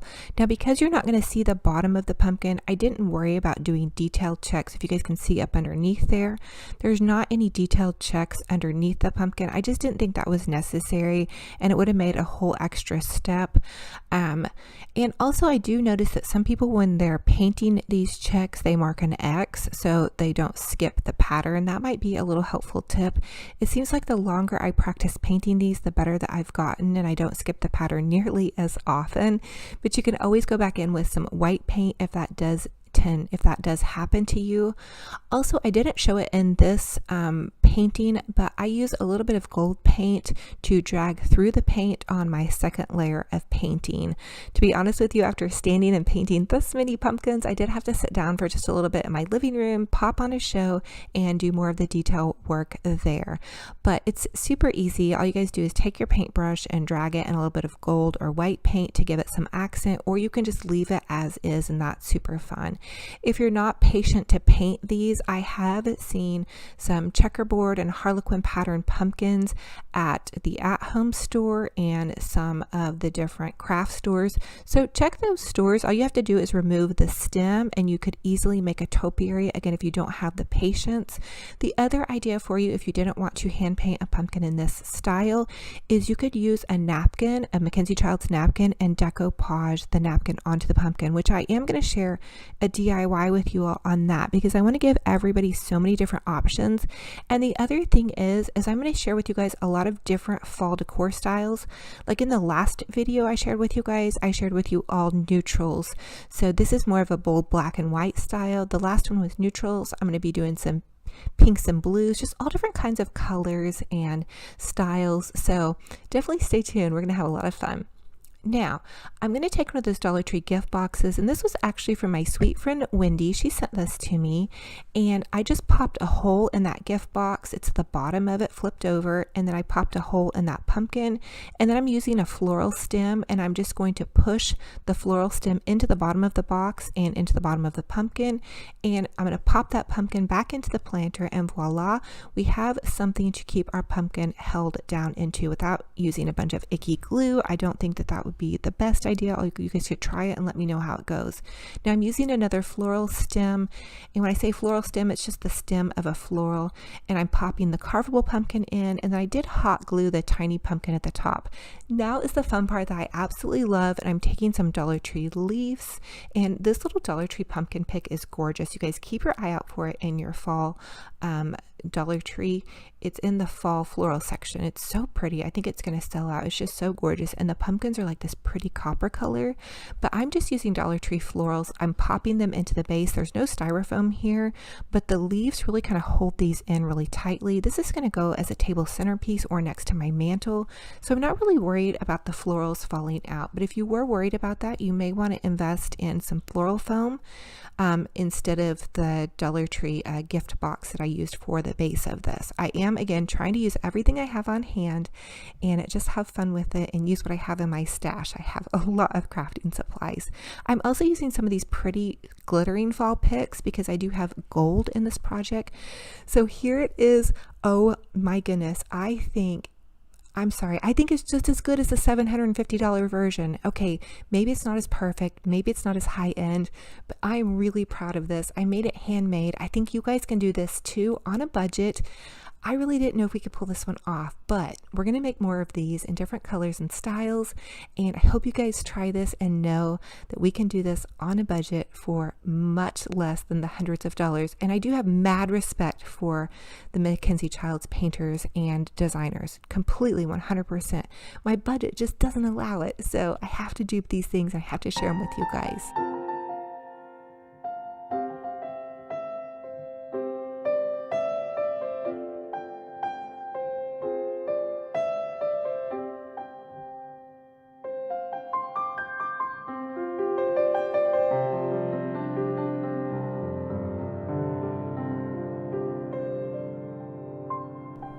For the next Dollar Tree DIY, I'm going to take one of these super adorable Dollar Tree owls. Now, I think that they are adorable in their original form. So if you love the ceramic hand-painted look of the owls in their original form, definitely go for it. But there is a bit of a modern farmhouse flair to these DIYs. So I thought going in and painting it just completely black would be really cool. I did one that I chalk painted white in my last DIY video. So if you guys like that shabby chic, more neutral farmhouse look, definitely go for that. But here it is. And I did did even go in and add a little bit of gold paint to kind of give it some accent. The other thing I think I'm going to do with these is I'm going to paint a checkerboard design on the sides of them. I have seen Mackenzie Child's owls that have like the checkerboard design on the side. I thought that would be really cool. And then here's the little white owl that I painted. I thought that they would just be such a cute little pair, little buddies on the tablescape. And here it is all mixed in together. And I am telling you guys, I honestly think that this topiary is probably the most wonderful, probably one of my favorite DIYs I've ever done. And we did it on such a tiny budget. So comment and let me know, what was your favorite DIY in this video, and which one will you all be recreating? I love to hear what you're inspired to do. And I know so many of you all have been loving the Mackenzie Childs. In the last video, I also shared with you guys a Mackenzie Childs pattern in brown and white. So in case maybe you don't care for the strongness of the black and white, I totally get that. You could do brown and white. I've also had a lot of you all in my group sharing blue and white check and pink and white check, which I think is adorable. I need to try some of those as well. But here it is all mixed in to this fabulous tablescape. You guys, I am so honestly crushing on this. I don't ever want to say that one of my DIYs is a favorite, but I really think that this one is by far one of my most favorite, definitely for this season. This topiary is just so crazy. So here was the first episode in our fall episode, and here's the second episode we did with the neutrals, and then here's the third episode. So this is my I Love Fall series. I'll link the whole playlist down below and some from last year for you guys to binge watch. For the first Dollar Tree DIY, we're going to make a super adorable family blessing sign. So I'm going to take this Bless the Family Beside Us and the Love Between Us sign, as well as these two buffalo check plaid bridal signs. These are actually in the picture frame section at Dollar Tree, and I'm going to remove the backing off the two smaller signs. So I want the smaller signs to have kind of a 3D effect popping out from the buffalo check plaid signs, and I just used my pen to kind of mark them out. That way I know exactly where I want to hot glue. So I'm just going to hot glue a little dibbity dabbity of hot glue onto the back of my signs and then gently place them on here. So we're actually going to cover up the second sign with one of those cute little Dollar Tree picture frames. These are so adorable, rustic, and fabulous. I did want to remove the backing, that way it sits flush against it. So again, I'm just adding some hot glue, and then I'm going to pop it on here. So this is something that you would see in a Kirkland's or a high-end decor store, and we are making it on such a budget. Now I decided to go ahead and add a bow to this just to kind of give it this blooming effect. I wanted to put it in my entryway table or next to my faux mantle in my living room. So I'm just taking some Dollar Tree ribbon and I'm gluing the ribbons from end to end. This is a great little way to make this kind of a stacked layered bow, and you just make one each about an inch shorter. That way they can all show. You're going to give it a nice good fluffing, tie it off with your pipe cleaner, and then you can pop it on to your adorable family blessings sign. Now of course I had to go a little bit extra and pop in some of this greenery. So I just used some stray greenery that I had laying around in my craft stash, and then I did go for a bit of an autumn feel with popping in some of these leaves and some of these little Dollar Tree branches. But get creative and use what you guys have on hand. This doesn't have to cost a lot. With just a couple of picture frames, some bows, and some creativity, you guys, the sky is the limit. Now if you don't have the little clip picture frame, you guys could always just make your own with a clothespin and a cute little frame. So kind of think outside the box and just go for it. I'm popping this adorable little fall picture here, and here it is kind of popped into my mantle setting. It's so fun and fabulous, and on a teeny tiny budget, you guys cannot go wrong with this project. For the next Dollar Tree DIY, I'm going to take about 7 bundles of the Dollar Tree leaves and also this Dollar Tree plunger, and we are going to create a beautiful blooming fall tree. Now bear with me. I did see this on This Southern Girl Can. Go check out her channel. She's a fabulous crafter, but you just take in, you hot glue your leaf stem to the top part of your plunger here, and then you're going to want to reinforce it with just a bit of wire. This wire is from Dollar Tree. You all could also use a pipe cleaner. Just use whatever you have on hand is fine, and you're going to kind of stagger your bundles. I also kept most of mine towards the top, and I believe I used about 6 to 7 bundles, and you kind of turn your plunger once you get one side full and then continue to hot glue and add more of them. And again, just however full you want your tree to look is what you'll want to go for. I didn't go all the way down the tree, I just kept them mainly at the top, and then I kind of parted the top part of the tree, and I'm using this jute twine. It's actually wired, and you get this at the Dollar Tree, but you could also just use the jute twine that's in the automotive section, or you could use burlap. Dollar Tree also has that burlap wired ribbon. Pretty much anything that's kind of the base of a tree color you'll want to use to wrap your stems with. Then I took this Dollar Tree little galvanized planter. I flipped my plunger inside out kind of, and then popped it into the planter, and then I'm just reinforcing all of the sides with a bit of Dollar Tree styrofoam. This is so fun and fabulous. I honestly wasn't sure if I could make this come out well, but I really am feeling it, that it is really going a lot better than planned. So I'm using some of that Dollar Tree greenery moss, and I'm popping that into the base because I just wanted to fill it out. Now I wish I would have had kind of some more fall colored moss, but I may pick that up and add that around the top, but kind of use what you have on hand. Now the other thing to make your tree look a little bit more realistic is to take some of the stems off one of your leaf bundles and just kind of hot glue those in and around the tree. I also wrapped one of those little battery packs and popped that into the top of my tree to give my tree a light up effect. So I just hot glued it to the very top and then just kind of wound it around. And this is just one of the tiny little battery operated ones that you get at Dollar Tree. So here is how it turned out, and I am crushing on this, you guys. I'm so excited that I got several of those little galvanized planters because then I can do more. I would like to do another tree in a different color.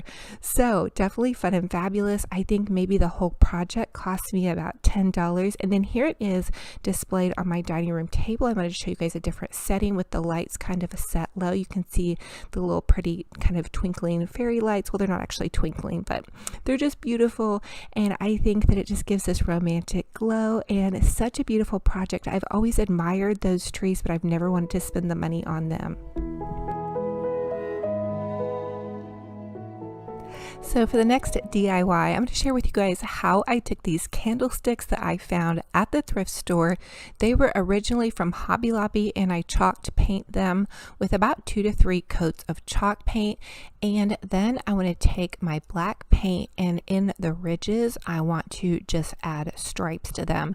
So you guys know by now probably that I have been crushing on black and white pops for fall and kind of that Mackenzie Childs inspired look, which I absolutely love, but the prices are just a little bit too much for me. So if you guys have a candlestick that has kind of these grooves in it, again, this came from Hobby Lobby, but I did find it at the thrift store for only a couple of dollars. I always suggest that you guys check your local thrift store for candlesticks. I feel like it's really honestly the best place, but if you use your Hobby Lobby 40% off coupon, you can probably find a good deal as well. Now I did find that the stripes were a little bit difficult to paint, and so I'm taking a Sharpie marker and I'm adding markings, and that will hopefully help me guide, and it actually did help me guide a lot better. And where it's a little bit more narrow at the top, here's another tip. I'm using a smaller paintbrush and just painting those little fine spots, and then I switch to a larger end paintbrush to kind of get those bigger areas. I hope that gives you guys some tips. I've really been admiring some beautiful candlesticks on the Mackenzie Childs website, and I think they're at least $100, which definitely isn't in my budget, but once I saw these candlesticks at the thrift store, I just knew that I could make them fabulous on a budget.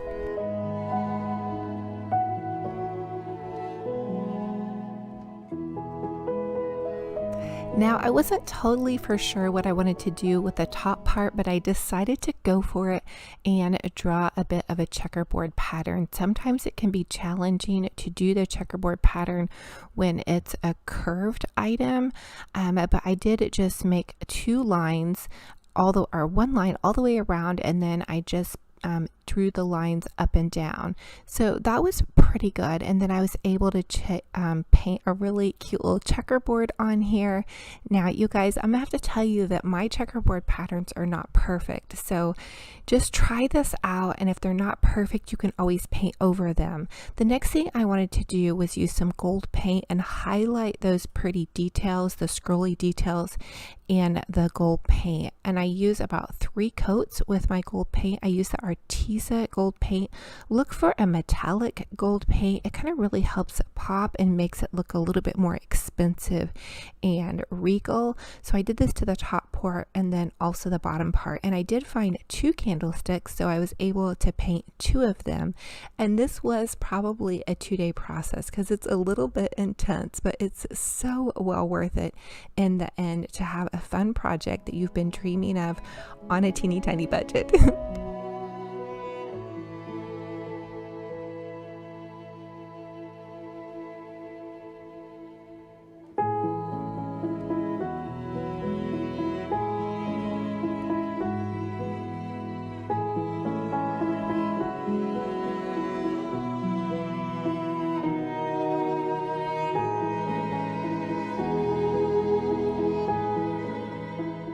For the next Dollar Tree DIY, I'm going to take one of these Dollar Tree pitberry garlands, and I honestly have not really known what to do with these. But if you take one and then just gently begin to unwind it and pull it apart, they make the prettiest high-end decor piece for your candles. So I love these flickering flameless candles. I find mine on Amazon, and I'll link them below in my Amazon store. Dollar Tree does have flameless candles, but our store honestly has not carried any in almost a year. So I just grabbed some off Amazon. They're really nice quality and they last super long. So here it is, so fun and fabulous on a budget. Now for the next Dollar Tree DIY, I'm going to take one of those cute little Dollar Tree houses and then this paper that I found at Hobby Lobby. Hobby Lobby has paper for $1.25, which I think is a super great deal. And I'm just going to rework the inside of this house to make it more of like a cute little fall house. So I'm going to take the little wooden piece and trace out the shape of it and then cut it out. Now I did find that I had a bit of a problem with having the paper be a little bit too big. So if you guys have any tips on the perfect way to trace these and cut them, let me know. And then I just did add some Mod Podge to the inside of my project, and then I just went ahead and popped my little piece of paper in here. And it reminds me of the good old days when I was a little girl. One of my favorite things to do is make shoebox shadow boxes. Let me know if you guys ever did that, where you take an old shoebox and then I would cut out my mom's magazines and just create this whole home inside of a shoebox. So anyway, I'm popping in some little cute leaves here, some fall leaves. And if you guys saw my last haul, I found these super adorable little owls, and that's who I knew needed to live in this house. So here he is. He comes on a clip, so you can just easily remove the clip. I decided he needed to sit on top of a pumpkin because he is a wise old owl, and I wanted to be able to see him. I didn't want him buried down in the leaves, so I just popped him on top of the little pumpkin. And oh my goodness, so adorable. And really, you guys could customize this with any little tiny miniatures you have around. This would also be a great project for your kiddos or grandkids.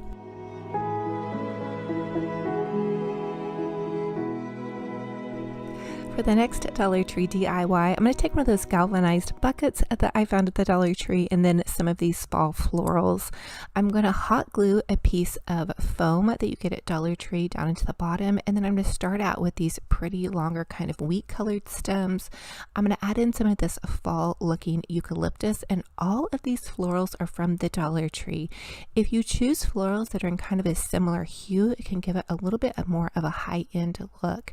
Now I decided to keep all of these florals on their original stem, and I just pull them apart, and that makes them nice to kind of bloom out. So you can see that I'm leaving room in the center to add some more pretty florals. I also love these daisies that have these kind of little burlap pieces in them. Very pretty. And again, all of these colors are in kind of that deeper burnt orange fall look. Now I decided to add in some leaves to just kind of tie everything together. Again, I'm fanning them out so they can kind of all pop in here together.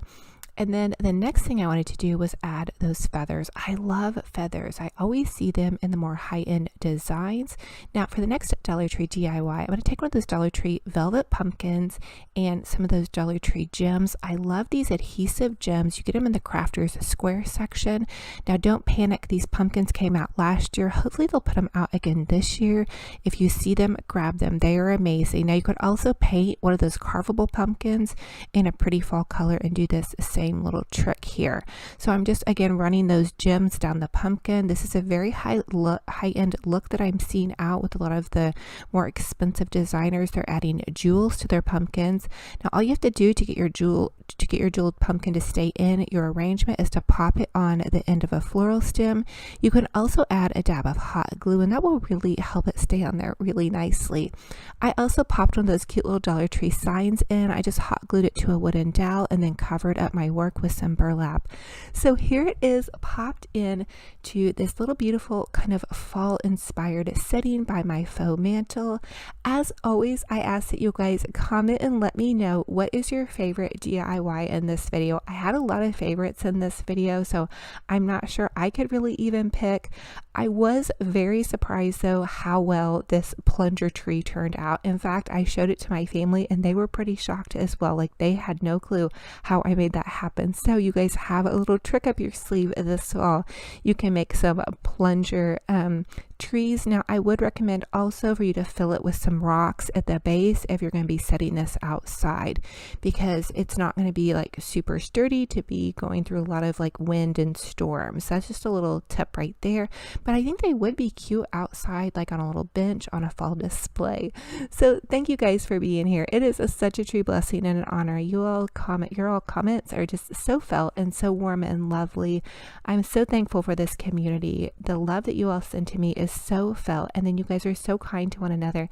And I also want to compliment everybody that's posting over in my Facebook group page. It's totally free to join over there, but you guys are so inspiring over there. I'm so proud of all of you for all of your crafting and decorating. I know even just sharing a photo can be a really big step for everybody, so keep up the good work and keep blessing each other with all of your posts and kind comments. And thank y'all for being here. I just love you so much. To create this over-the-top fabulous fall decor, we are going to start with this large, it almost looks like an elongated toolbox. I found it at the thrift store for $3. It was a total score. And then I'm going to take these flowers that I bought on clearance. They are at Michael's. They were 70% off, and I do have some foam dropped down into my little base here. I'm starting with these taller orange sunflowers. Now you guys can really find sunflowers pretty much anywhere right now. I always start with my taller pieces, and then I want to mix in greenery. Greenery is a great place to start when you're doing any kind of floral arrangement, and we are going to get really big with this one and go over the top. Now, these are some really pretty smaller orange florals. I'm going to pop them in a little bit further down below, kind of as more of an accent piece, and I want to kind of make them look like they're blooming out. So you can see I kind of have them tilted. Now these sunflowers, again, these are in a bundle. You can buy them at Dollar Tree. I found these, I believe, at Michael's, and they were actually in the summer section. So just a quick little tip: when you look for florals for super cheap, look at their tag, see if they're at the end of the season, which a lot of their summer flowers will work for fall, because they do have sunflowers everywhere showing for fall. So I went ahead and put sunflowers on either end, and then I'm continuing to build my flower arrangement. Now I'm going to go really over the top, really big. I almost want to feel like this is going to be a fall wedding display. I did not have plan on this, but you guys, I just went crazy with the flowers. So I popped 3 sunflower bundles in. I sprinkled one on each end and then one in the center. And then I'm picking them in with these smaller little orange flowers. The other little tip I have for you guys is to cut your stems at varying heights. So you don't want them all the same. Now here I'm picking in some more grass, and this grass again was a summer grass. So look for your summer colors right now that will work for fall that are on clearance. Now, once the end of summer is over and I transition more into fall, I may pull out a little bit of the yellow sunflowers and just put in more leaves. We'll have to see, because this arrangement I'm pretty pleased with at the end. So also don't forget to pick in your greenery in the center and go for some height. That is going to give it some drama. Again, these are more summer flowers. These are just some pretty little kind of trailing flowers. I love to add another dimension. So you guys want to look for more dimension. Now here's some Dollar Tree wheatgrass. This is in kind of that burnt yellow color. I wanted to add more dimension. So just have fun with your flower arrangements. Pick out about 5 to 6 different picks and then all kind of go with the same hue. So these are also Dollar Tree. They're little tiny cream colored flowers. And I'm just popping them in because I do have a lot of a white backdrop. So I didn't want it to be completely stark without any accent pieces. So go dark, light, and then look at the decor around you and try and pull in some of that as well. Now you can see I'm also putting some greenery kind of to the back so you can see it sprigging out and to the side, but have fun with it, you guys. Go for it.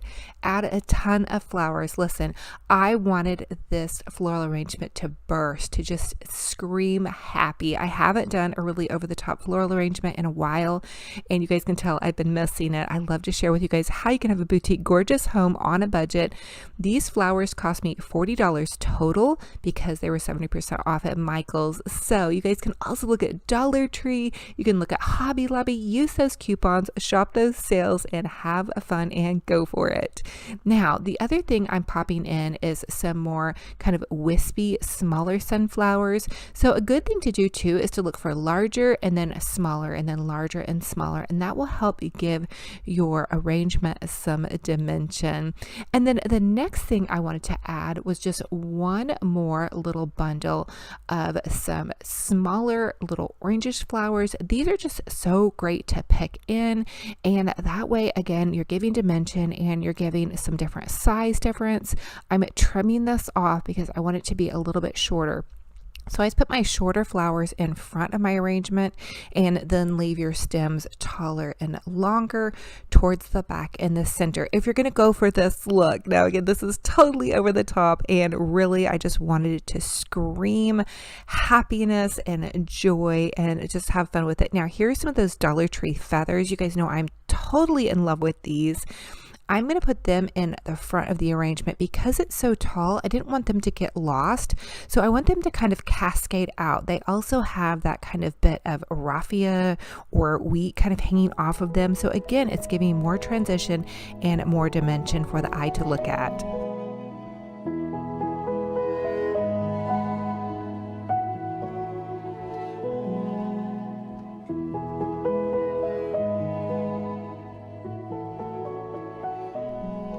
Here's another fun little tip for you all, is to take some of your floral stems and pop your little styrofoam pumpkins onto them. So these are those Dollar Tree velvet pumpkins. I popped several different colors into here. The other thing I went ahead and did is I used a greenery garland, and I mixed that in with a fall garland, and the brown fall garland came from Michael's as well. So I noticed that a lot of like really beautiful fall arrangements have greenery mixed in, which I've really never thought about doing, but I thought it was a great idea. And so here is how it looks after I added all of my flowers, and I just wanted to give you guys some confidence to do a really pretty arrangement. Now you don't have to go this big. If you don't have a mantle, that's okay. You could do this on an entryway table. You could do something smaller on a dining room table or a little cabinet. Just use whatever you all have. This really isn't even a mantle. It's actually just a shelf that Mr. Romantic built for me to kind of make it look like a mantle. Now the other thing I'm going to do is share with you guys how I created this beautiful bow. So I'm going to take my easy bow maker, and this is just some buffalo check plaid ribbon that I ordered online. You can also find it at Hobby Lobby in their Christmas section. It's a better deal to get it at Hobby Lobby, and Hobby Lobby is also shipping, just a little FYI. So I'm starting out with my easy bow maker, and I added the little pipe cleaner at the bottom, And then I'm doing a 7-inch bow, so it's going to be 7 inches on either side. This is a really large bow, and I'll tell you the reason, because I have a really large floral. Now I'm going in with some of that beautiful Dollar Tree fall leaf ribbon. And I also want to tell you guys that you're going to twist it as you work with a ribbon that has a pattern on the side. So you can see I'm going back and forth and twisting it. And also I'm just making the second loop about 6 inches in length. You can make it the same, but the 7-inch seemed a little bit long even for me. And so now I'm going to go ahead and just trim this ribbon off. Always cut a triangle upwards, and that will give you that pretty boutique finish. Now I'm going to go in with this beautiful, this is an orange check ribbon, and this is actually from Michaels. I'm mixing like craft store ribbon and Dollar Tree ribbon, which is another little kind of secret tip that I have. Now Dollar Tree is actually putting out a lot of really great fall ribbon, so don't be worried if you can't spend the extra on the craft store ribbon, or you only can get out and go to Dollar Tree. That's okay too, but it's fun to mix a little bit more of a high-end ribbon, especially if you can use your coupon and get a great deal on it, and mix that in with some of the Dollar Tree ribbon, because the Dollar Tree ribbon can be a little bit flimsy at sometimes. Now I'm taking this, it's kind of like a Mackenzie child inspired ribbon. Again, this is from Amazon. It's not their actual brand, but I'm mixing that in as well. So for the easy bow maker, it's super easy. You just go back and forth with your ribbon. And I also will leave a bow video down below for you guys. Don't worry if you don't have an easy bow maker. I still have a really fabulous video for you guys on how to make an Olivia bow, which I love. I've been cheating though and using my easy bow maker. It just goes so fast and it gives me a little bit of a different bow. So again, I'm dovetailing my ends, and I really just pretty much kept all those other loops about 6 inches long on either side.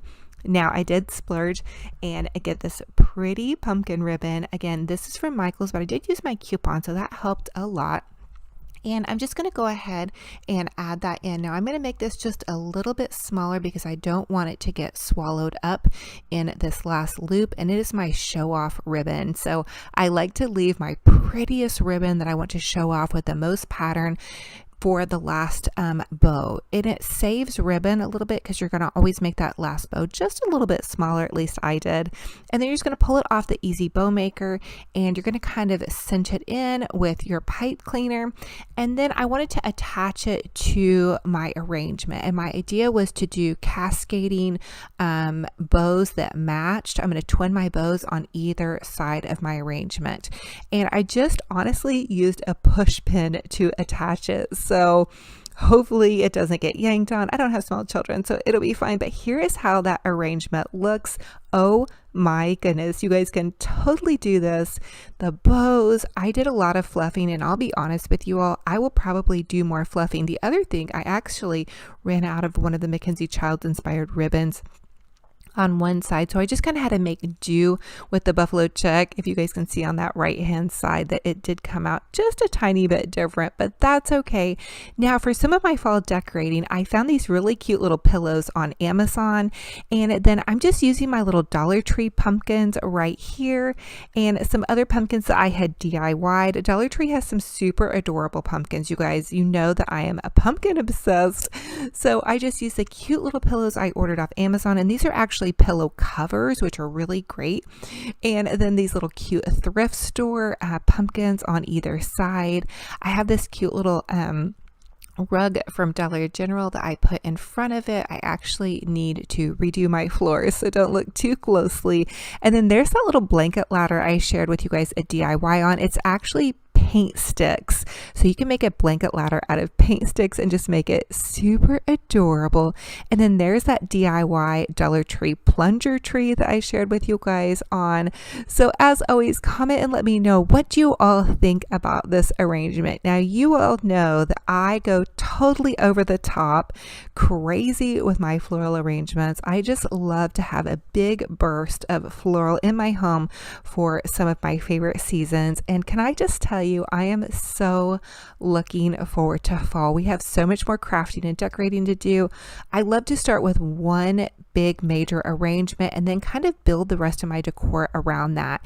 And honestly, I wasn't even for sure where I was going to go with my fall decorating until I started this arrangement. So I hope you guys are loving this and crushing on this as much as I am. And again, I do need to work on my bows, like kind of fluffing them. And you know, when you do an arrangement, like you have to step back and you have to look at things so many different times. So I'll probably play with this quite a bit. So you may need to give me a little bit of a grace on my bows. I can even see that buffalo check plaid ribbon is standing out a little bit more than the other one. So anyway, you guys, thank you all so much for being here. Don't forget to comment down below the secret question, which I'm going to ask you in just a minute, and also subscribe to this YouTube channel. You guys, I love to spoil you with tons of giveaways and tons of budget-friendly ideas. Dollar Tree is my one-stop shop for some of my favorite decorating pieces, especially since I love to go so over the top for all of my holidays with decorating. It just makes me happy, and I'm at home so much because I work from home, so I love for my home to just be kind of. For the first Dollar Tree DIY, we're going to create a super adorable pumpkin banner using these Dollar Tree wooden cutouts. I'm painting 2 of them with this orange acrylic paint, and then I'm going to take 3 of them and I'm going to Mod Podge this pretty paper onto the front of them. So I'm just tracing out the paper to fit the size of the wooden cutout, and then once I have that done, I'm going to add a generous layer of Mod Podge.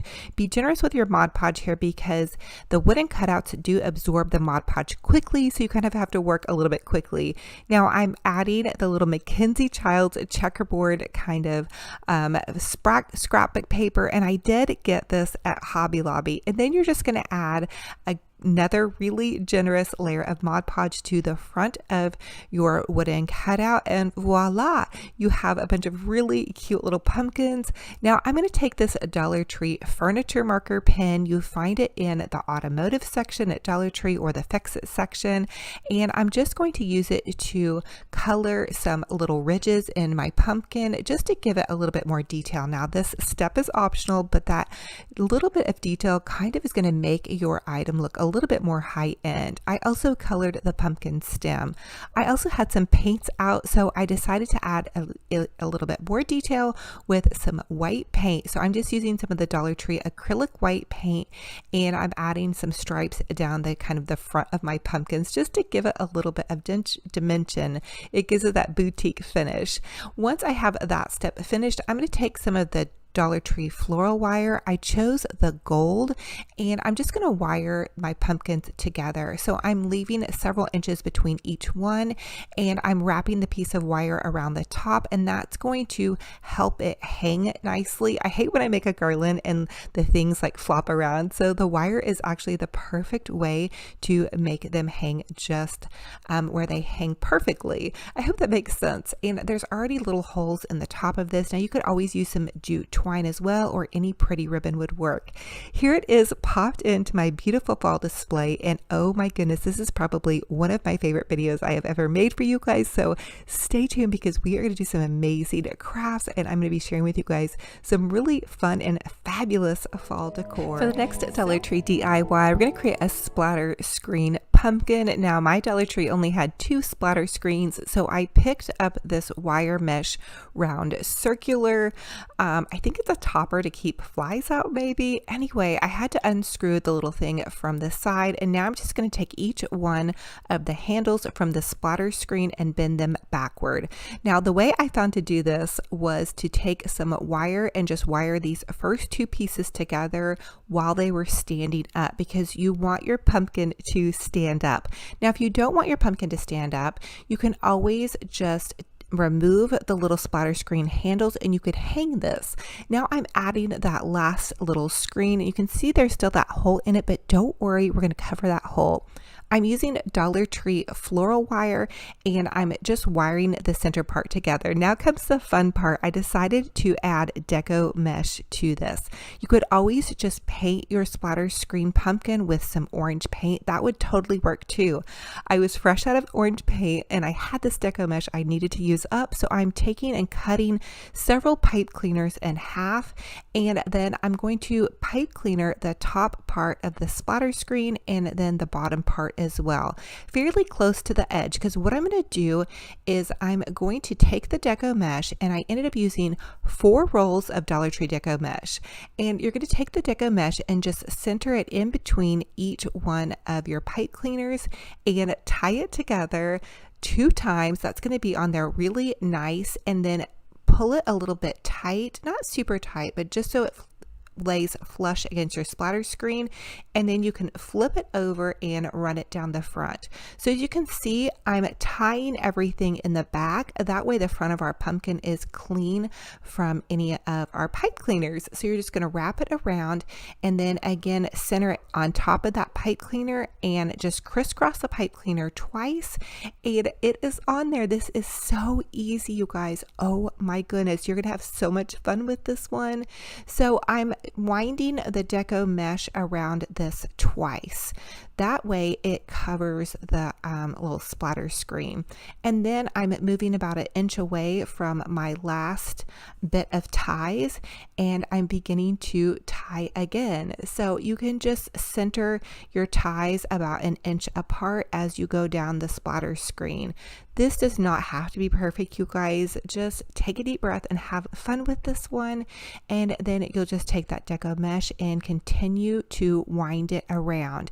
And if you didn't really have pipe cleaners, you could also use some floral wire. That would work super great, and you don't necessarily even have to go 1 inch apart. I was really trying to be very careful with my mesh because I only had 4 rolls of the pumpkin color, and I did not want to run out. So as you can see, I'm gathering it again, and I'm just centering the mesh on top of the pipe cleaner. You twist the pipe cleaner twice, and voila, you can keep going with this. Now the Dollar Tree Deco mesh, for some reason, it doesn't come all the way on one roll, so you could see that the end of the roll kind of started right there, or the end of the piece. But here's how it should look. It's just tied on the front, and then you're going to see your work on the back. Again, here's my ties about 1 inch apart, and then I'm beginning to add more ties to kind of space about another inch apart.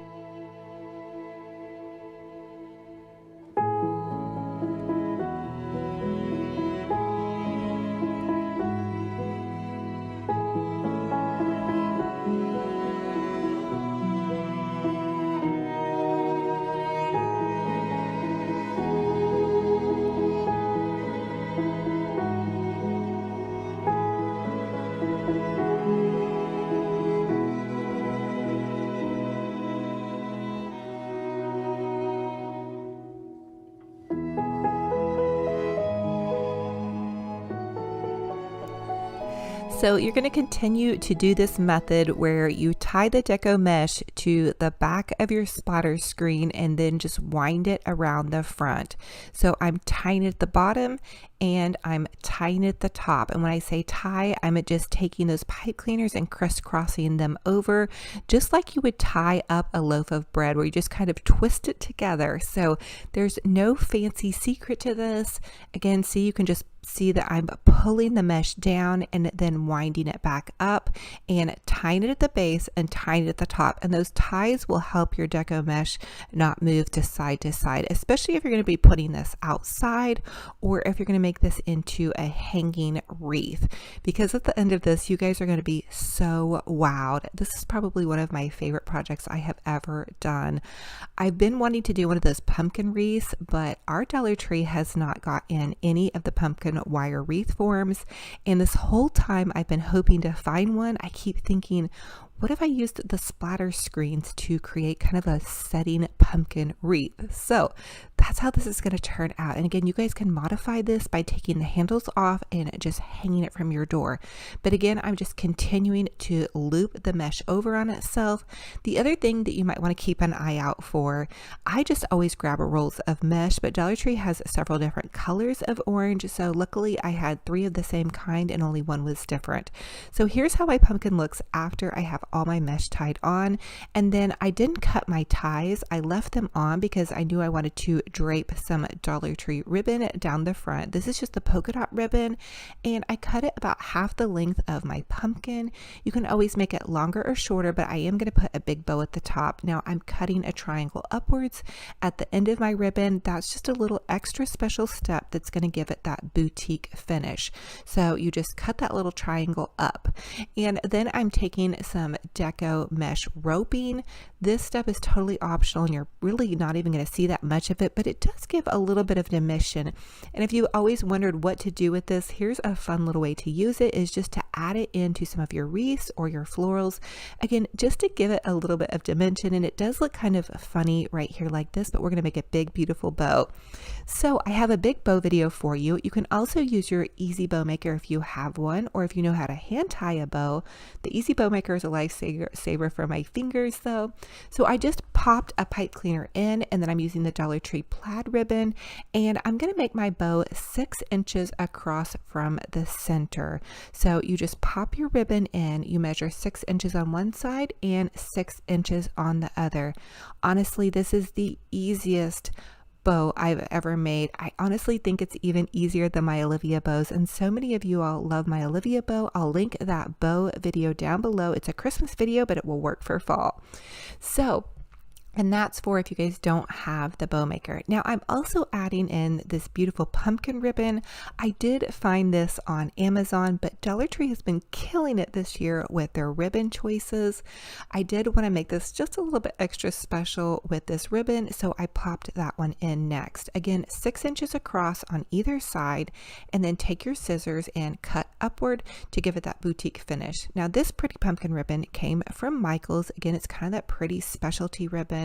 I wanted to mix in this ribbon because it's going to match the Dollar Tree plaid ribbon back behind there, and you're just going to twist it to make sure your ribbon pieces are standing out really nice and pretty.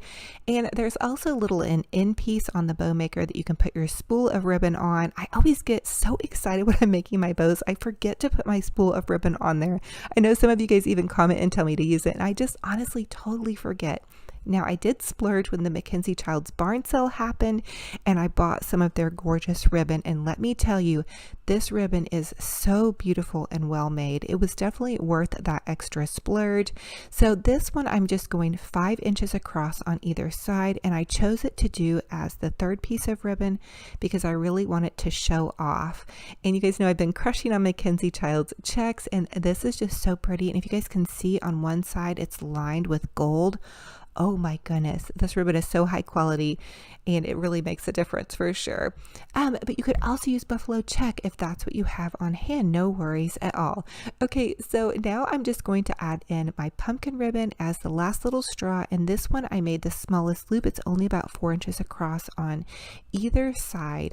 And then once I have that done, I am just going to pop it off and pipe cleaner the whole thing together. Easy peasy. And then the best part is oh my goodness, you guys, my favorite part ever is fluffing the bows. Fluffing up your bow is really where you're going to have the magic happen. So you take your pipe cleaner, wrap it around the back first, and it's okay if you're going to smash it down a little bit here, but you want to get it really tightly on here, but not so tight that you break your pipe cleaner, because I've done that before too. Now see how I'm pulling the loops out on my bow and fluffing them and making them puffy? Don't forget to do that. Don't let your bow just sit there limp without any fluffing. It really needs some TLC after it's been through all of that. And if you use wired ribbon, that's going to make it stand up even better. Now I'm just going to take that pipe cleaner that was on the back of the bow, and I'm going to attach it to the top of my pumpkin, just the very top loop. And again, more fluffing. You guys know I am going to fluff until they're so puffy and they look really boutique, high end, on a budget, of course. The next thing I want to do is add some of those Dollar Tree leaves. So they have those burlap leaves, and I'm just going to pop those in. I didn't even add hot glue because they just set really easily down into the Deco mesh. So I added orange leaves, one on either side, and then I'm adding the brown leaves, one on either side. And again, all the leaves are from Dollar Tree. And then you guys know me, I was poking around, and I also decided to add in some pretty raffia just to give it that fall vibe.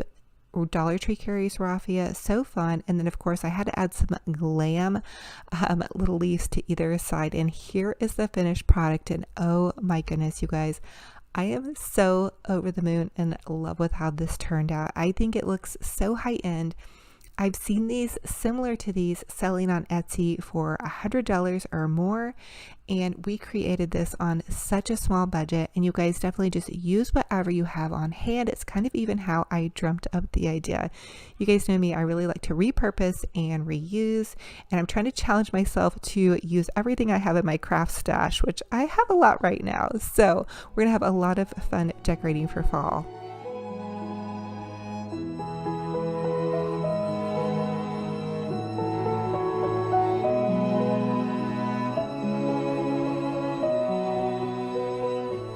For the next Dollar Tree DIY, I'm going to take this cute little bridal gift sign and some of that Mackenzie Child's Hobby Lobby paper, and I'm going to cover it with the paper.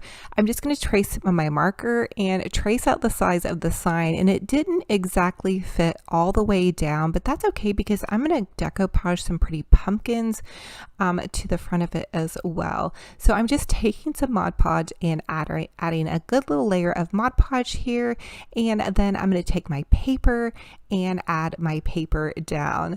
So this is so fun because I wanted to make a cute little welcome sign, and here I had to cut a piece to make it a little bit longer, and I'm Mod Podging again, and I did actually get a little bit too much glue, which happens especially with me. I like to get a little bit generous with my glue, and then once I have that down, then I can take and add another layer to the front, and that'll get it on there nice and good. And you guys can even file off the edges if you want once it's all the way dry. So you just take a nail file and make it smooth. Now I'm taking this welcome galvanized lettering sign and I'm going to add that to the front. I ended up taking it off and painting it gold just to kind of mix in with some of my gold touches that I have going on in my fall decor. And originally I thought I was going to use this Dollar Tree truck, so I did go ahead and cut that out. I tried it on one end and I thought it would have looked cute, but when I was looking at it, I wasn't for sure that that's the look that I wanted, and so I decided to go with the little pumpkins. And so I just used a dab of hot glue, and I had cut these pumpkins out of the Dollar Tree pumpkin little red truck ribbon, and then I'm just hot gluing those very carefully kind of underneath the lettering. It's going to give it kind of an accent piece, and this is definitely something that you would see at more of like a high-end decor store for only a couple of dollars. I think it came out so adorable, and it's going to mix in perfectly with some of my black and white checks and that darling little banner and a pumpkin we just made.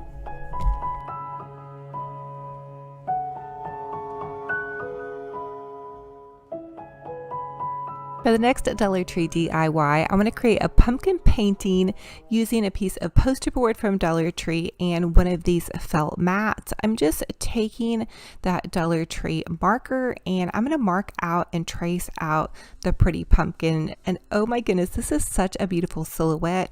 Now I'm also taking this Dollar Tree wooden piece and I'm adding pumpkins to either side. And if you don't have the wooden piece and you're comfortable with freehanding that, that would be a super easy option as well. Now I'm going to begin to paint my pumpkin, and I have been really practicing on some acrylic painting skills. I took that acrylic painting 101 by Emily Henderson, and so I'm just really trying to get in there and give myself grace. So I'm adding layers of white paint and orange paint and this kind of brown paint, and these are just colors that I kind of mixed myself or some that I had left over. So you can go to Walmart and pick out some really beautiful fall harvest pumpkin colors, but I love the oranges and the browns, and then I always add in a white for my highlight color. So just have fun with it. You can tell that it's not perfect, and I also like to add layer after layer. I feel like that gives it a lot more dimension and depth, and if it gets too brown, you could add in more orange. As you guys can see right here in this clip, I had gotten a little bit too brown with it, so I moved on to the stem and gave myself a break from painting the pumpkin part. Sometimes that helps too if you get frustrated or feel like it's not working. Give yourself a break and move on to a different part of it. The other thing is I'm painting in this pretty green leaf and then adding that white accent accent piece to the outside of it. And here it is. I added another little leaf, and I think it's actually looking really adorable. Don't forget to add in those touches of white. They may look kind of funny when you're first doing it, but it's going to give it that really pretty accent that you're going to want. Now here is this orange color. Again, I mixed this with some different acrylic paints to create this color. It's a bit odd, but I think it works, and it's going to kind of highlight either side of the pumpkin. So take a deep breath, have fun, and get your paint on.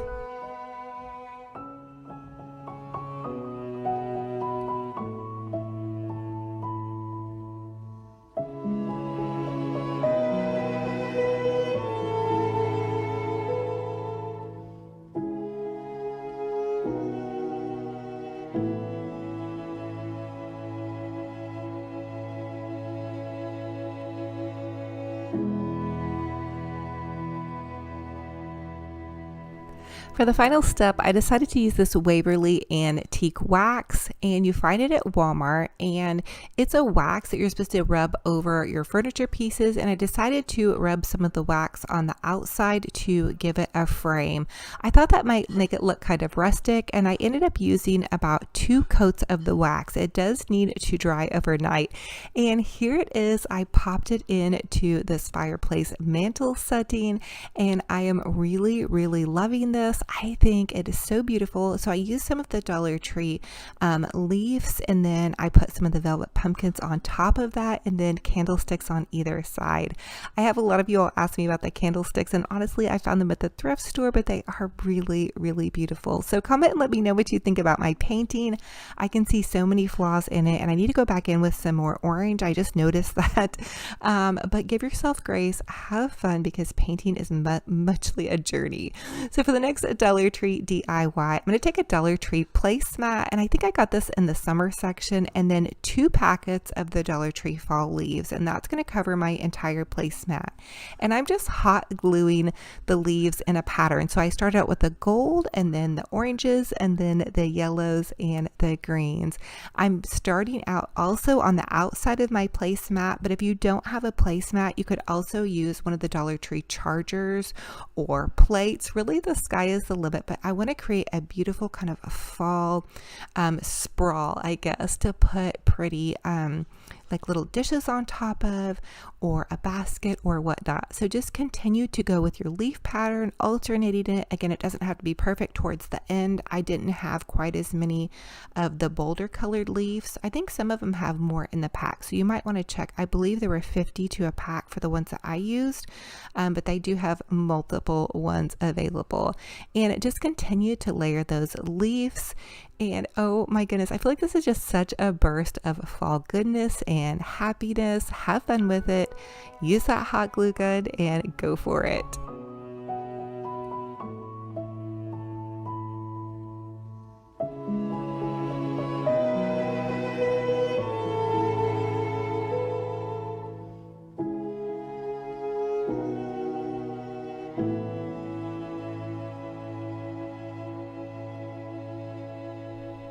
And here is how it's going to look once you're done. It's just a burst of fall goodness.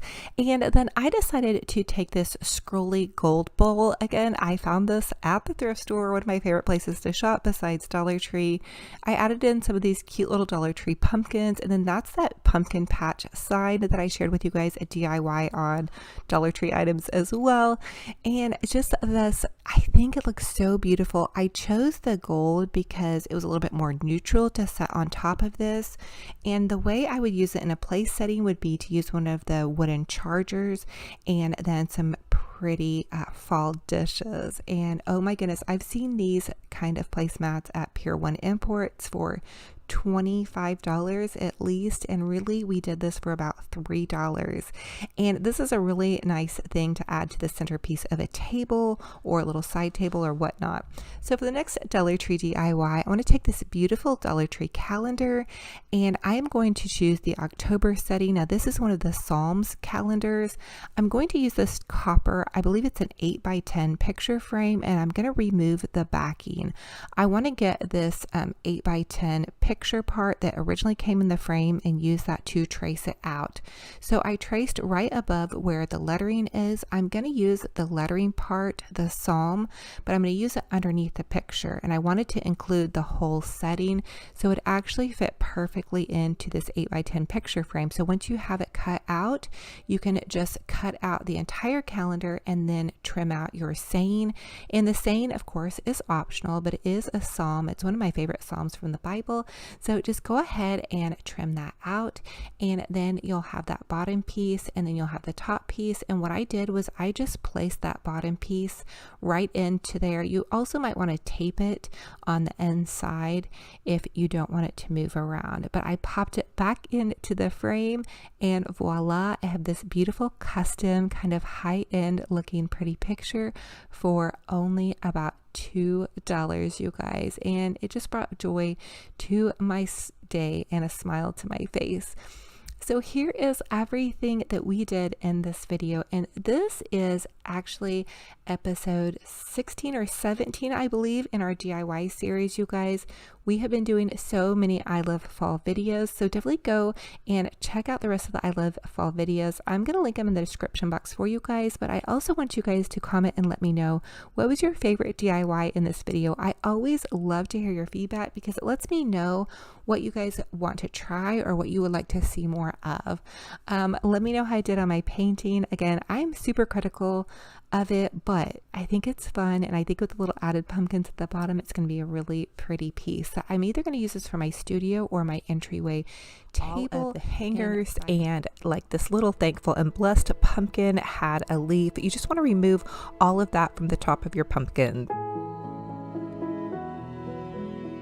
The second step is painting your pumpkins with a base color paint. For me, I chose the Waverly white chalk paint, and I gave each one of my pumpkins a nice thick coat of chalk paint.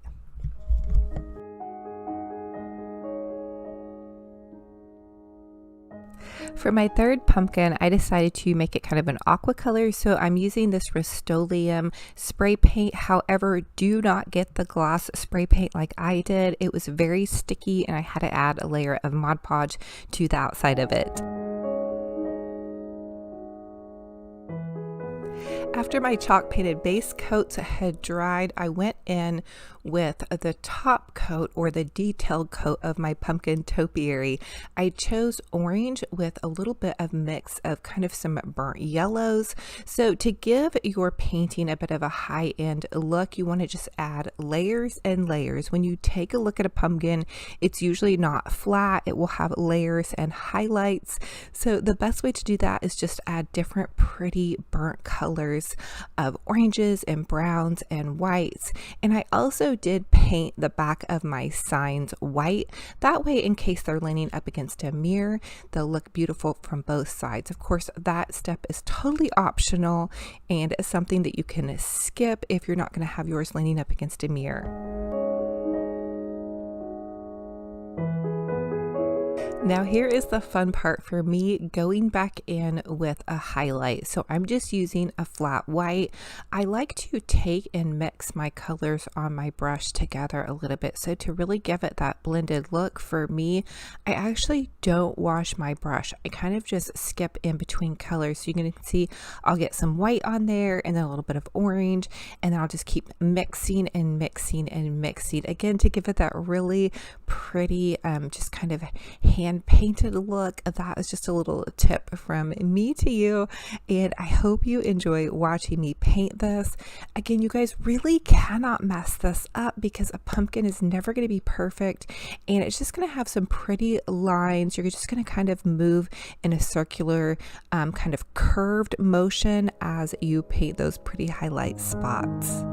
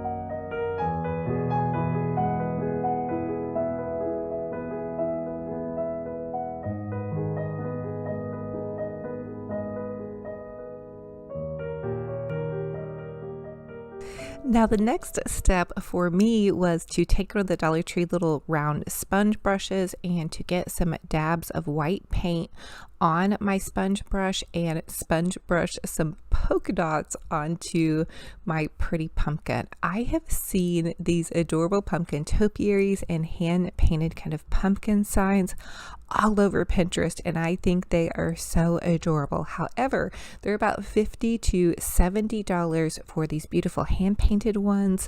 So after looking at several of them, I just got the inspiration to kind of make one of my own, and I love the whimsy of the polka dots. In fact, I had so much fun creating this.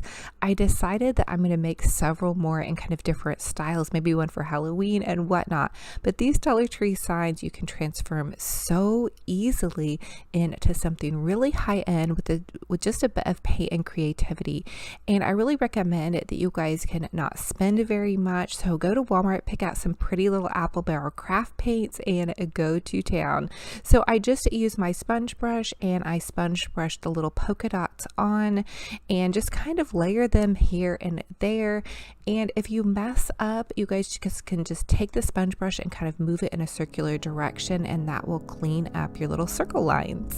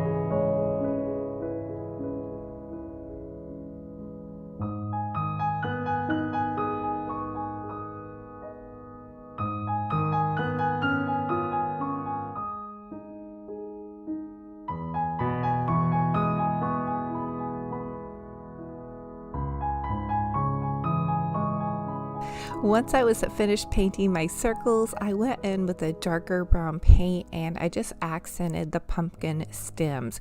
Originally, I wasn't going to have the stems shown, but I decided it would look cuter and more pumpkin-y, if that is a word, to go ahead and go in with some darker brown paint, and you can accent those brown stems also with some white paint.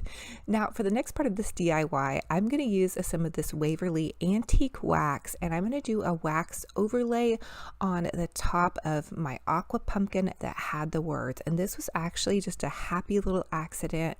I did not plan on using this side of the sign, but I was testing out how the chalk wax would look over it, and it worked perfectly. So I just added a layer on and then brushed it off, and then I'm taking this permanent marker and I'm showing you guys where the lines of your pumpkin would be if you're going to add accent lines. So wherever those little bumps are, you can just add some pretty little accent lines to kind of give your pumpkin some dimension. And so I just went in with some brown and white paint and just added those really pretty little highlights. You're going to also want to change to a smaller brush to do your detail work.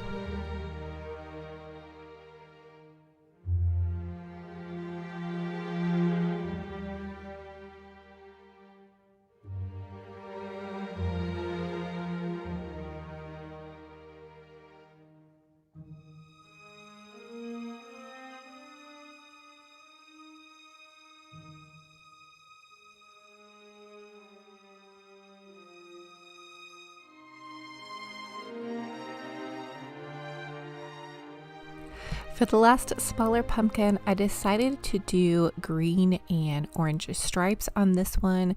So I'm just using some of this pretty green paint. Again, these are a packet of watercolors I got from Arteza Paints, but I suggest that you honestly use acrylic paints. I'm just using what I have on hand. So I'm drawing the little green stripes in, and then I'm going to go back in and highlight this pumpkin with some orange stripes. That way I'm pulling in some of the green green that's going to be the base of the pumpkin, and then some of my pretty orange. Again, I'm so inspired to do more of these in all different kinds of colors, but take a deep breath and just have some fun.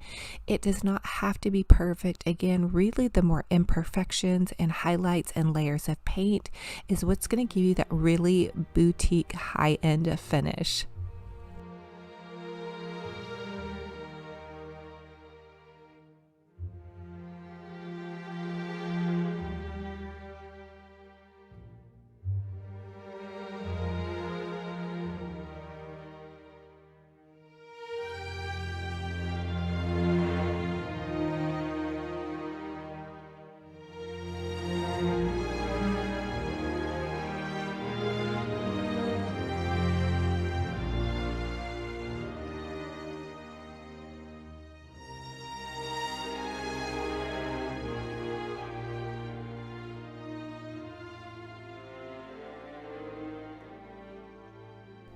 The other little detail I have to share with you is I used some of the furniture polish markers from Dollar Tree. I shared these with you guys in one of my hauls, and they worked perfectly to go back over those Dollar Tree glittered letters. So this sign is one of the Dollar Tree signs with the glittered letters, and if you guys have done any crafts from Dollar Tree, you know those glittered letters can be a bit of a pain. And again, this is a happy little accident. I decided to keep the lettering and just overlay it with the furniture polish marker, and then I ended up even going back in with a little bit more fine detail with my paintbrush, but I'm always nervous to try to paint letters.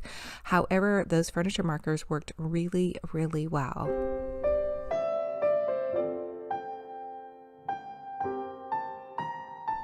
The final step to creating your pumpkin topiary is to hot glue your pumpkins together. You can tell I overlaid the pumpkins on each other so you could see the adorable stems. For the next DIY, I want to create a beautiful fall bow. So I'm going to start out with this easy bow maker, and I put one of the pipe cleaners in it. And then I'm going to take this Dollar Tree ribbon and I'm going to measure about 4 to 5 inches across on either side of my bow maker and create one loop. And I found my easy bow maker on Amazon, but I found out later it's much cheaper on Deco Exchange. So you can probably just Google it and find where the cheapest one is. And I'm also going to dovetail my ends with my scissors. You're just going to cut a little triangle in. Now this ribbon is actually from Amazon. I love this. I'll put some in my store for you guys. I'll link my Amazon store down below if you want to check it out. But it's pumpkins and a buffalo check and just so fabulous. And again, I'm adding 5-inch loops on either side, and then I'm just going to dovetail those ends. Now if you don't have an easy bow maker, that is totally fine. I have a huge bow making video that I will link for you all down below. It's actually from Christmas, but all you have to do is change out your ribbons to make yourself a fall bow. For the next layer, I'm going to use this Dollar Tree. It's kind of like a burlap ribbon. And also just a quick little note, all of these ribbons are wired ribbon. That helps your bow be really nice and fluffy and boutique fabulous. And now I did make a little bit of a smaller loop, about 4 inches on either side for this next loop. I'm gradually kind of getting a little bit smaller with my loops, and then to finish it out, I really wanted that pretty pumpkin ribbon to sparkle and shine, and so I'm just going to use this again, and don't forget to twist it if it does have a pretty layer that needs to show on the outside.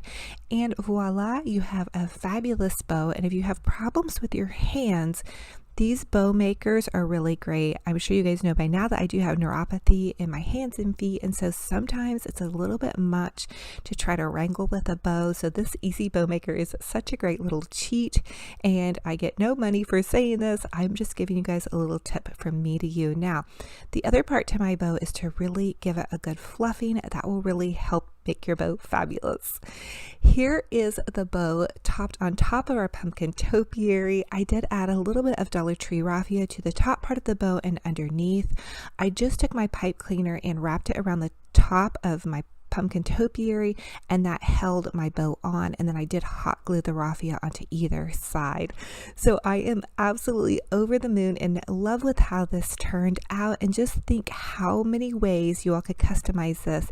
I'm even seeing making one of these for my outdoor. Now I do have a covered porch, so it probably wouldn't last outside. They do have something called Never Wet that you guys can use to spray your items with if you want to put something outside.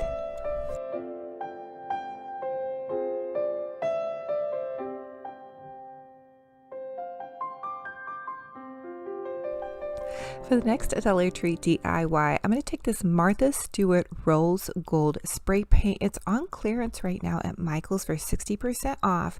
And I'm going to take 2 of these Dollar Tree plastic buckets and just give them 2 layers of spray paint. You also can use any spray paint to customize this look, but this is going to be kind of a dupe on the Pottery Barn copper buckets that I'm seeing.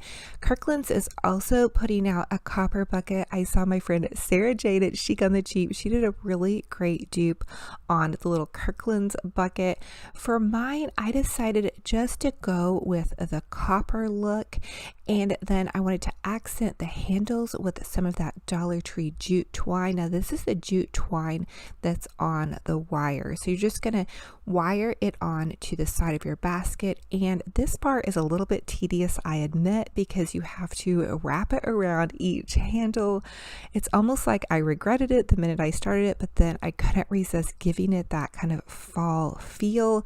I think these buckets are amazing to pop pumpkins into, and blankets and little pillows. So fun and fabulous. And you could use your Cricut or some lettering and put Farm Fresh pumpkins across the front. Again, I chose just to leave mine plain because I did have other items in the display that were going to have a lot of wording and lettering.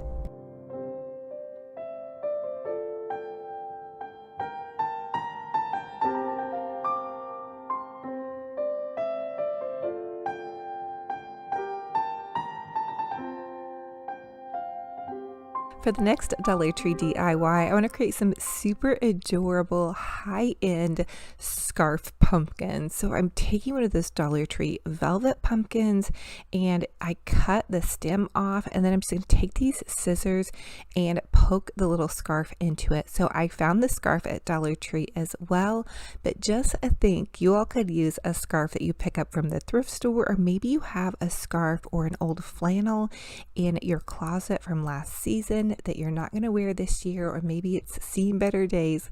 This is such a fun way to upcycle and create some fun and fabulous decor.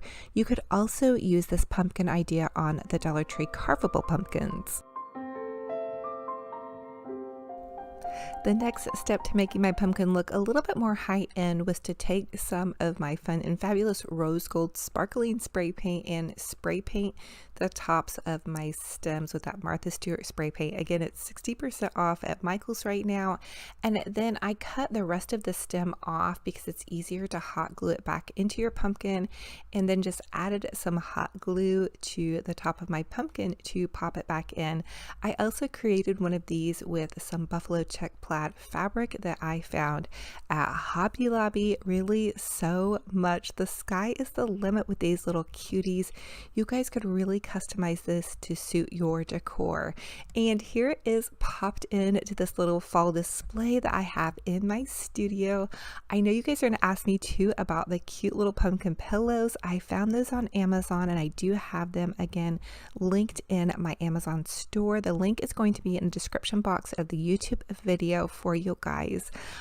So fun and fabulous, and look at how cute these little pumpkins look popped in to the copper bucket. Just so ready for fall. For the next Dollar Tree DIY, I'm going to take these cute little pumpkin crates and some of that Martha Stewart spray paint. Again, I'm just so crushing on this, and I'm going to paint them with the paint. And then once they had dried, I'm just going to take some of these Dollar Tree picks. I love the one with the little pumpkin and the berries, and then this little lamb's ear is from Walmart. It's about $2 for a bundle, I believe. So I'm adding some lamb's ear into the center, and then just some picks candlesticks to either side of the little crate. I see these high-end displays at Kirkland's for so much money, and we can create this on such a tiny budget, and it's really going to give your fall something a little bit to speak of with some high-end decor that we did on next to nothing. And how do you guys love this copper? Oh my goodness, it's really probably one of my favorite accent colors for fall, especially this season. You're going to really see it everywhere. And I also love these little tiny pumpkin picks, and then this Bath and Body Works caramel pumpkin swirl smells so delicious and is giving me all the fall feels. So for the next Dollar Tree DIY, I'm going to take these cute little pumpkins, and again, I'm going in with that Martha Stewart rose gold spray paint. It even had like a glitter effect. I gave my little pumpkins 2 coats of spray paint, and I spray painted the entire pumpkin, and then I'm using one of those little spray painted Dollar Tree crates. I added some fall leaves to the bottom, and then just some of those little Dollar Tree straw bales which fit perfectly into the little crates. Just a little note there.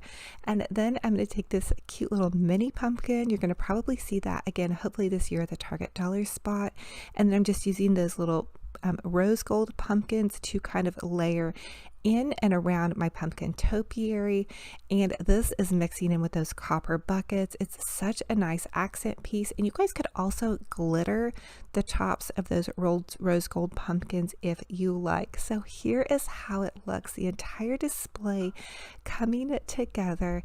And as always, I ask that you all comment and let me know what is your favorite DIY in this video, and which one will you be attempting to recreate. I think this pumpkin topiary is by far one of the most fun DIYs I've done so far this season, and I've done a lot. You guys are going to have to go back and check out the rest of my I Love Fall series playlist. I'm going to link it for you in the description box of this video so you can get totally inspired. I think we've already done 30 DIYs. The majority of them are from Dollar Tree, so I'd love to share with you guys how to make everything budget friendly and gorgeous as well. You don't have to spend a lot to have some fun and fabulous decor. And here are those cute little fall pillows. I use that Dollar Tree scarf and just some pumpkins to really create this cozy fall vibe. And you can add in some flameless flickering candles. Just a little note, I did show that candle over here at the base of this display in one of those clips, but I don't keep candles close to my floor. It was just mainly for this video, so just a little note for you guys on that. I use flameless flickering candles though, and that is a flameless fireplace. I just have the lights turned on. I just wanted to give you guys a note on that, just so you know that I'm always really careful. And the flameless flickering candles, I will tell you, are also in my Amazon store. So fun and fabulous. Oh my goodness, all of these cozy vibes get me just so ready for fall, and I really am hoping to inspire you guys and get you ready for your fall decorating. It takes me really several months to completely decorate from fall head to toe because I'm going to do my whole house, so definitely stay tuned. For the first Dollar Tree DIY, I'm going to take these 2 Dollar Tree garden trellises, and I'm going to take them and put them end to end and then wire them together with this Dollar Tree floral wire. This is super easy to do, and then what I'm going to do is I'm going to kind of bend them very carefully and shape them into the shape of my mailbox. The next thing I want to do is cut several rolls of Deco mesh. I ended up using about 4 to 5 rolls of Deco mesh. Now I am just using Deco mesh that I have on hand. My goal is to actually use up the rest of my fall Deco mesh. So I had several rolls of the candy corn and several rolls of orange Deco mesh. The next step in this project is for me to go ahead and cut my pipe cleaners. I'm going to take about 30 pipe cleaners and just cut them in half. So bend them to where you find their center and cut them in half. That's going to save on your pipe cleaners. And I'm going to take some Dollar Tree fall ribbon. Again, I'm using up the rest of my fall ribbon. I'm coming to some of the end of my fall crafting, and I like to go ahead and use what I have on hand, resisting the urge to buy more fall ribbon. You guys know I'm a ribbon junkie, so that can be kind of hard. The next thing I want to do is go ahead and cut strips of ribbon in about 9-inch cuts. So I cut my mesh in about 8 to 9-inch cuts, and then I'm also going to cut my ribbon in about 9-inch cuts. And then once I have that done, I also want to go ahead and dovetail my ribbon. And by dovetailing, I mean I want to make a really pretty boutique end finish. So you want to cut a pretty triangle end on your ribbon. So go ahead and pre-cut your strips as well. And then once you have that done, you can make your little curly Q. So you just roll your Deco mesh in it to just a cute little curly Q ribbon. You're going to put 3 of your curly Qs together and then lay 1 piece of ribbon on top of that, and then take your pipe cleaner and just bundle that together. Super easy peasy. You guys can totally do this. That's going to create a bundle, and have fun with this. This does not have to be perfect. Just practice with it. If your fingers get tired, give yourself a break, put on a fun show.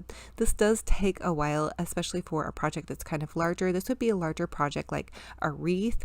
In fact, this does remind me of kind of doing a wreath, and if you want a really full mailbox floral like what I did, but you guys could just do something smaller as well. So relax, have fun with it, and go for it. Now it is nice to go ahead and pre-cut your little dovetail ends, and this is an extra step. You don't necessarily have to take this step. I do like to do this to kind of give it that boutique finish. So think about this, especially if you're a wreath maker or a crafter that's wanting to sell your projects. This can give your project just a little bit more of an edge that your buyer might look for. Just a little tip on that, you know, that extra special touch. But a flat edge bow or just a scissor to the side bow is a nice look as well. So it kind of is what you're going for. You can always give your projects a different look here and there. So that's fun too. The next step is to assemble our little curly Q bundles onto the center part of our garden trellis. So I started in the center, and I also pre-measured on my mailbox where I needed my little curly Qs to go. So I'm going to start in the center with my curly Qs, and I'm just twist tying them on with the pipe cleaners that I use to twist my bundles together. So I'm adding 3 of my bundles to each center part of the little squares here. So for every square, I'm having 3 bundles.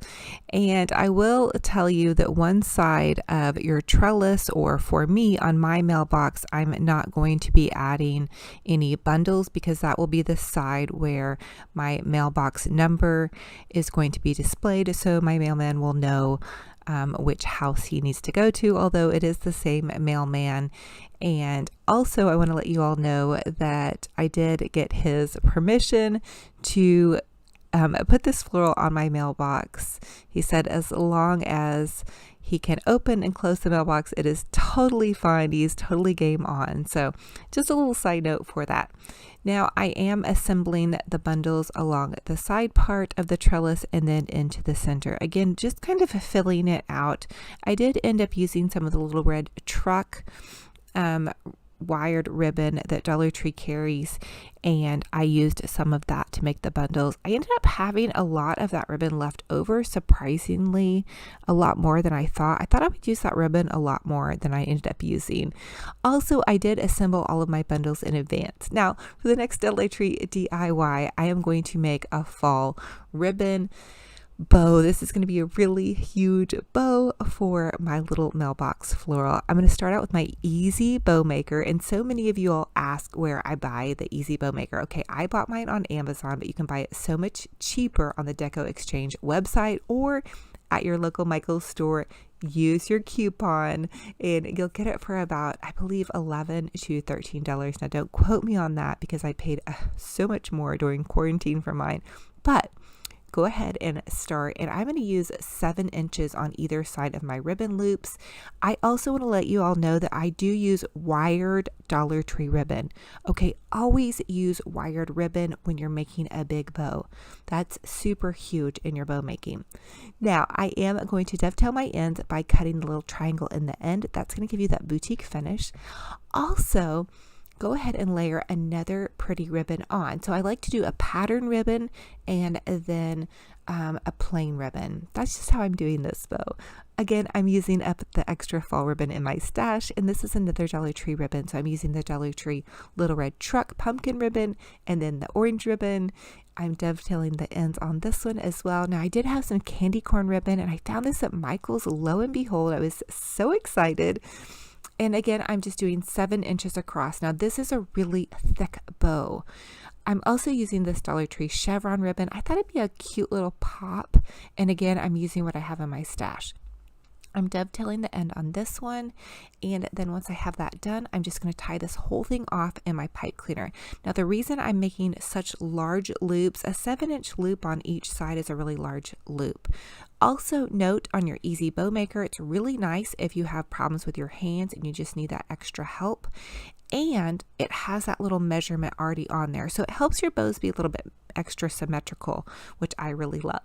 Now use your pipe cleaner or wire, or you can even use another piece of ribbon to tie off your bow.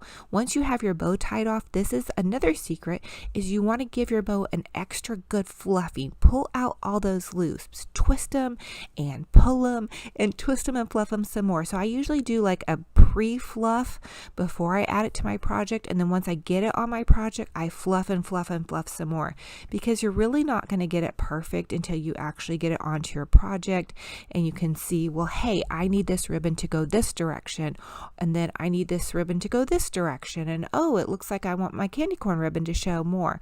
So I know a lot of you all say you still have problems with your bows. Well, that might be a helpful hint for you there, and keep working on it. You know, bow making takes a lot of work. I had an Etsy shop for years, and so I don't feel like I'm a pro at all by any means, but I do have had some practice. So I will tell you that practice makes perfect, and just keep working. Don't give up. You guys can totally do this. Okay, so see, I'm still fluffing, and I don't even feel like I'm even close to being there. Now, once I have it adequately fluffed, you can see I have a lot of mesh on one side. So this is the side where my mailbox is going to be uncovered. So I am going to leave that bow at the top. And then I wanted to share with you guys another Dollar Tree DIY. So here's a fun idea for you guys to do. I'm going to take this Dollar Tree sign and then some Dollar Tree poster board letters.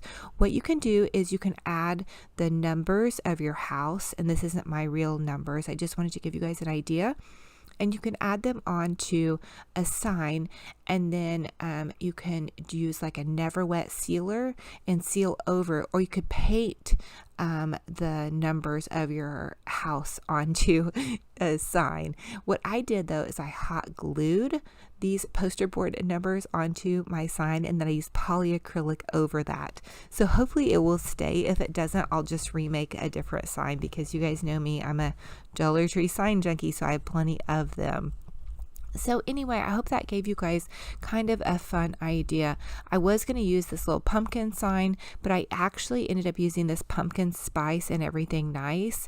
And you can see I'm using the polyacrylic over it. I didn't show you the whole sign because I really don't want my address out there for everyone to see, but I ended up using this square sign because it had a lot more room for me to put, you know, my address on there. So just a little note there. So here's the side.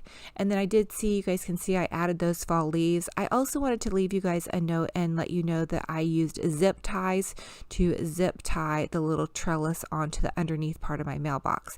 And then the other side is where my mailman drives down my driveway to deliver my mail. And there's my little pupper assistant. And so then he can see, you know, my numbers nicely displayed and my last name. He can easily open my mailbox and everything is good to go. So fun and fabulous. And it is a very wowzer, over the top mailbox floral. Even for me, I was like, whoa. I also added a couple little pumpkins. Those are from Dollar Tree, and then the larger one is actually from Walmart. They have them from $5. And I need you guys' help. Comment and let me know, does anybody have real pumpkins anywhere? Because I've been calling all over high and low. I really want to do my house tour for you guys. I can't find real pumpkins anywhere, so I may just have to do a fall house tour without any real pumpkins. not a big deal at all. But you guys, I do love to have some real pumpkins set out for you to see. Anyway, I'm just wondering where they're all at. Hopefully they'll pop up somewhere soon.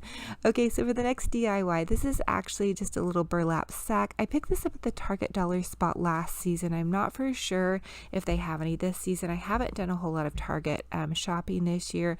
But I do have these little bundle of Dollar Tree fall leaves I popped into here, and I actually have some real leaves I collected from my yard down inside this burlap basket.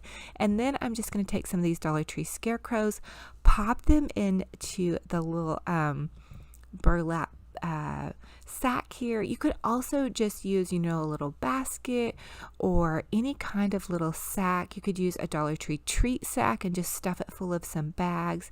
Pretty much anything you guys want to kind of tie around the base of your mailbox to just kind of put a little happy floral down there.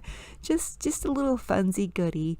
And then I just took the tie sacks on either side and just tied them together, and I thought that was really fun and fabulous. I really wanted to do hay bales, but I am severely allergic to hay, so not gonna happen for this chickie.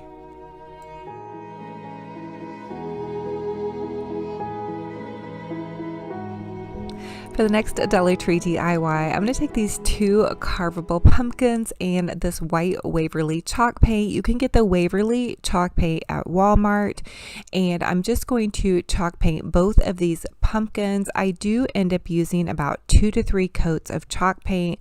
For some reason, these carvable pumpkins do take several coats, and also I want to let you all know, don't spray paint your foam pumpkins. It will make them very funky unless you want that funky look. Just a little side note for you on that. Now, I do want to take this Sharpie marker and I'm going to draw little lines down the sides of the pumpkin on just one of them because I'm going to make a Mackenzie Childs inspired pumpkin. I actually have not done that on this bigger pumpkin yet, like with the orange and black stripes. I got one of their catalogs in the mail today and I am just drooling over their fall goodies, even though I'm already kind of starting to dream about some Christmas crafting. So I'm not sure, actually I know I'm not going to be spending much more money on fall treasures because I've already done quite a bit of fall crafting and shopping. So anyway, what we're going to do with this pumpkin is I'm going to paint orange and black stripes down it. If you guys can kind of tell in my crafting, I'm moving more into a fall transitional Halloween look. Now the Mackenzie Childs are showing a lot of really beautiful stripes on their pumpkins, and I only did one coat of paint on this and I really need to give it overnight to dry. So I want to give you guys a finished look. Hopefully I'll give you guys an updated on maybe one of my next videos. I'm going to gloss them with some Mod Podge and also add gold paint. I wasn't able to do it in this video because it does take some time to dry, but I would suggest to do 2 coats of paint on this and then also maybe line these with some gold paint. But go ahead and paint them with some black and orange stripes, or really think outside the box and customize them to suit whatever decor style you love. You could go for pinks or purples or blues. The sky's the limit. Have fun, bust out that paintbrush, and have fun painting.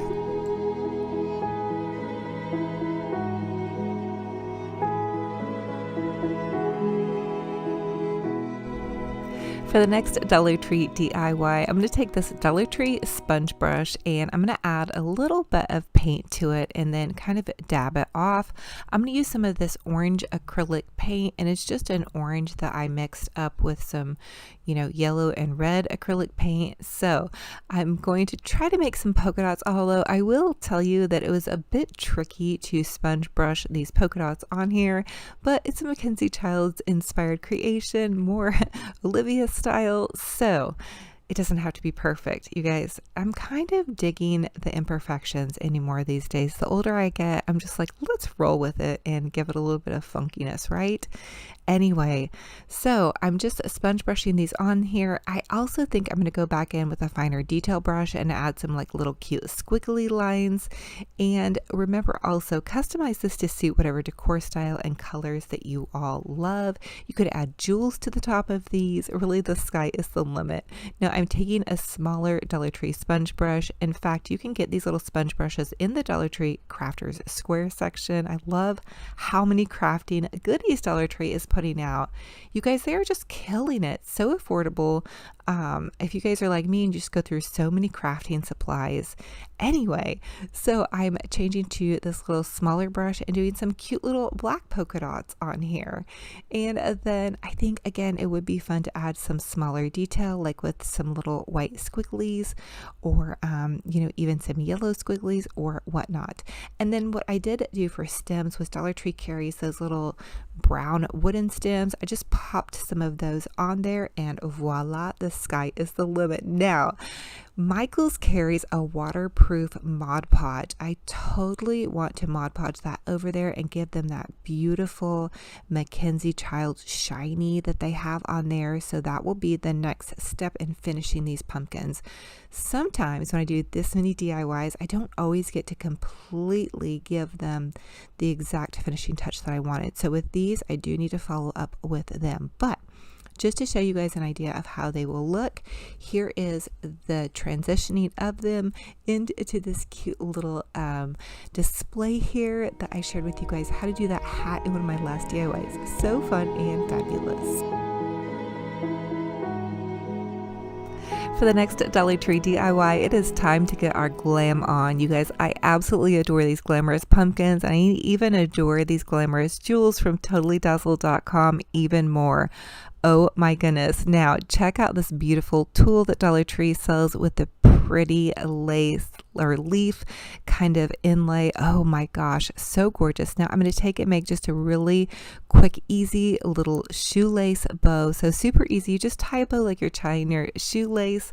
And I like to make this cute little bow and then pull the tool out so it's nice and kind of a fluffy. I want to try to make it to size as much as I can. It's a bit difficult because these pumpkins are really small, but it is going to give me kind of a nice fluffy 80s bow.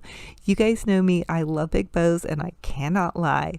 Now I am going to leave a link down below in the description box for you for TotallyDazzle.com. Let me tell you, their website is so fabulous for the most beautiful bling jewels, and they're about $1.50 each. And check out how gorgeous they are. If you go to like a Walmart or a Hobby Lobby, they are so much more expensive, and these are so high end and beautiful. And Natalie is just such a doll, so you guys definitely take advantage of that. So I'm going to pop over here and I'm going to hot glue my tool on first and then add my dazzling jewel. Now for this pumpkin, I decided to add in some of that Mackenzie Childs ribbon. I did get it on the barn sale and it is rather pricey, but I cut it up and use it in small doses, and it is so worth it because it is so high end. And usually I just buy super cheap ribbon, but it's so nice to supplement it, and using these small projects a little bit really does go a long way, and it makes your projects look really high end. And you can see I had a pumpkin go flying off. You guys, that's when you know you're having an awesome crafting time. Now I found this little leopard ribbon magically enough at Michael's. It was about 99 cents. I believe I got it with a coupon. I added that into the Mackenzie Childs ribbon, and I thought it looked kind of cool. It was giving me some Peg Bundy vibes. If you guys remember that from the 90s, comment and let me know. But I added some to either side of this, and then I got my jewel a little bit too heavy. So hey, when you go too heavy on jewels on one side, guess what that means? Add more jewels. Okay, if you're not into jewels, you may pass over this craft, but you guys know me, I love to go totally over the top. And so this is another way also to do like a memory pumpkin. Maybe you have a loved one's jewelry, or maybe you have some broken jewelry laying around. You can make a beautiful pumpkin and have a way to display those beautiful pieces. I did a shabby chic pumpkin over here on this side, as well as you guys can see I added some really pretty kind of crocheted lace to that. So really think about using some pieces that are memory pieces, that are special keepsakes to you that you could put out for years to come. Now this one is an orange pumpkin. Again, I used that beautiful Dollar Tree tool and some Mackenzie Childs ribbon. And of course, you guys know me, I had to get super glam with some beautiful jewels and more ribbon.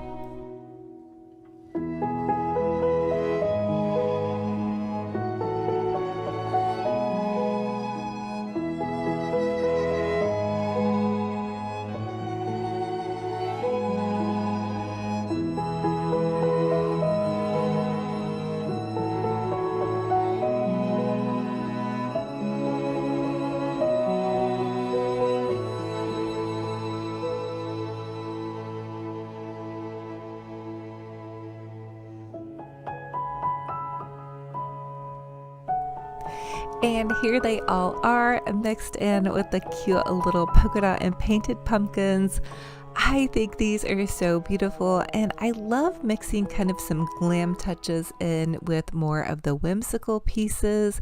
I guess that's kind of my style, is just kind of the funky and then mixed in with those touches of glam and whimsical romantic touches. And again, I think this is just such a fun way to also add in touches, where you could do something that's a memory, something, I don't know, maybe I'm feeling a little bit nostalgic right now, but here it is, also with those beautiful candles my sweet friend Cheryl sent me. Again, thank you, Cheryl, for sending those to me, and that cute little witch hat we did in one of those last DIYs. So fun and fabulous, and oh, so ready for a fun fall or a not so spooky Halloween. Now for the next Dollar Tree DIY, we're just going to really quickly glam up this darling little jar. They have these cute little jars at Dollar Tree. I'm just going to tie a ribbon around the top of this jar. I thought this would be a fun idea for a quick little centerpiece. Sometimes maybe you don't always have a ton of time to do a lot of intense crafting, so you can just whip out a cute little ribbon.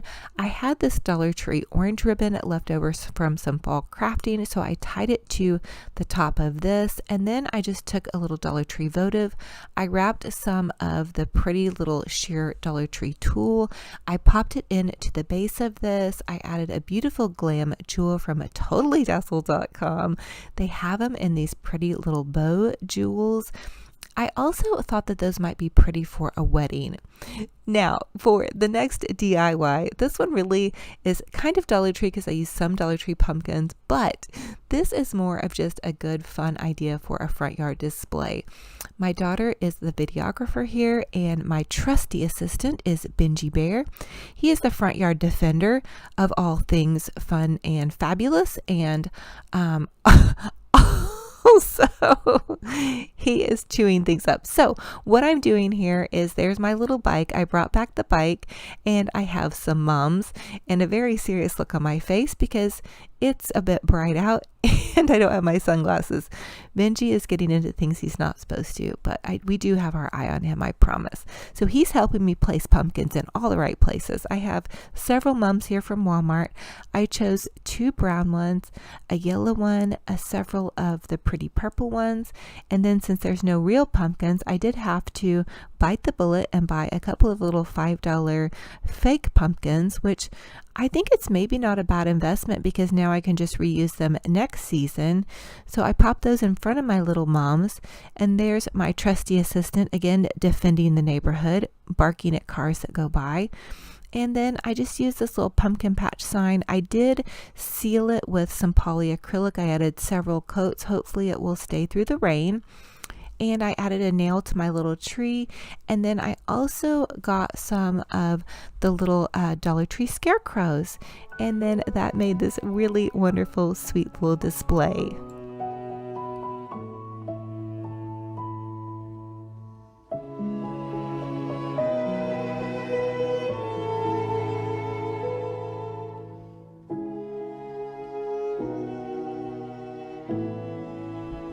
As always, don't forget to comment down below. I am hosting a $100 giveaway to get you jump started on some crafting for this season. Comment down below and let me know, what is your favorite fall flower, whether it be mums or sunflowers. I love to know what you guys love to decorate with for the fall season. Also, what was your favorite DIY in this video? I love to hear what you guys have to say about our crafting goodies. Thank you guys so much for being here. I love you all to the moon and back. It is a true blessing to have you all here.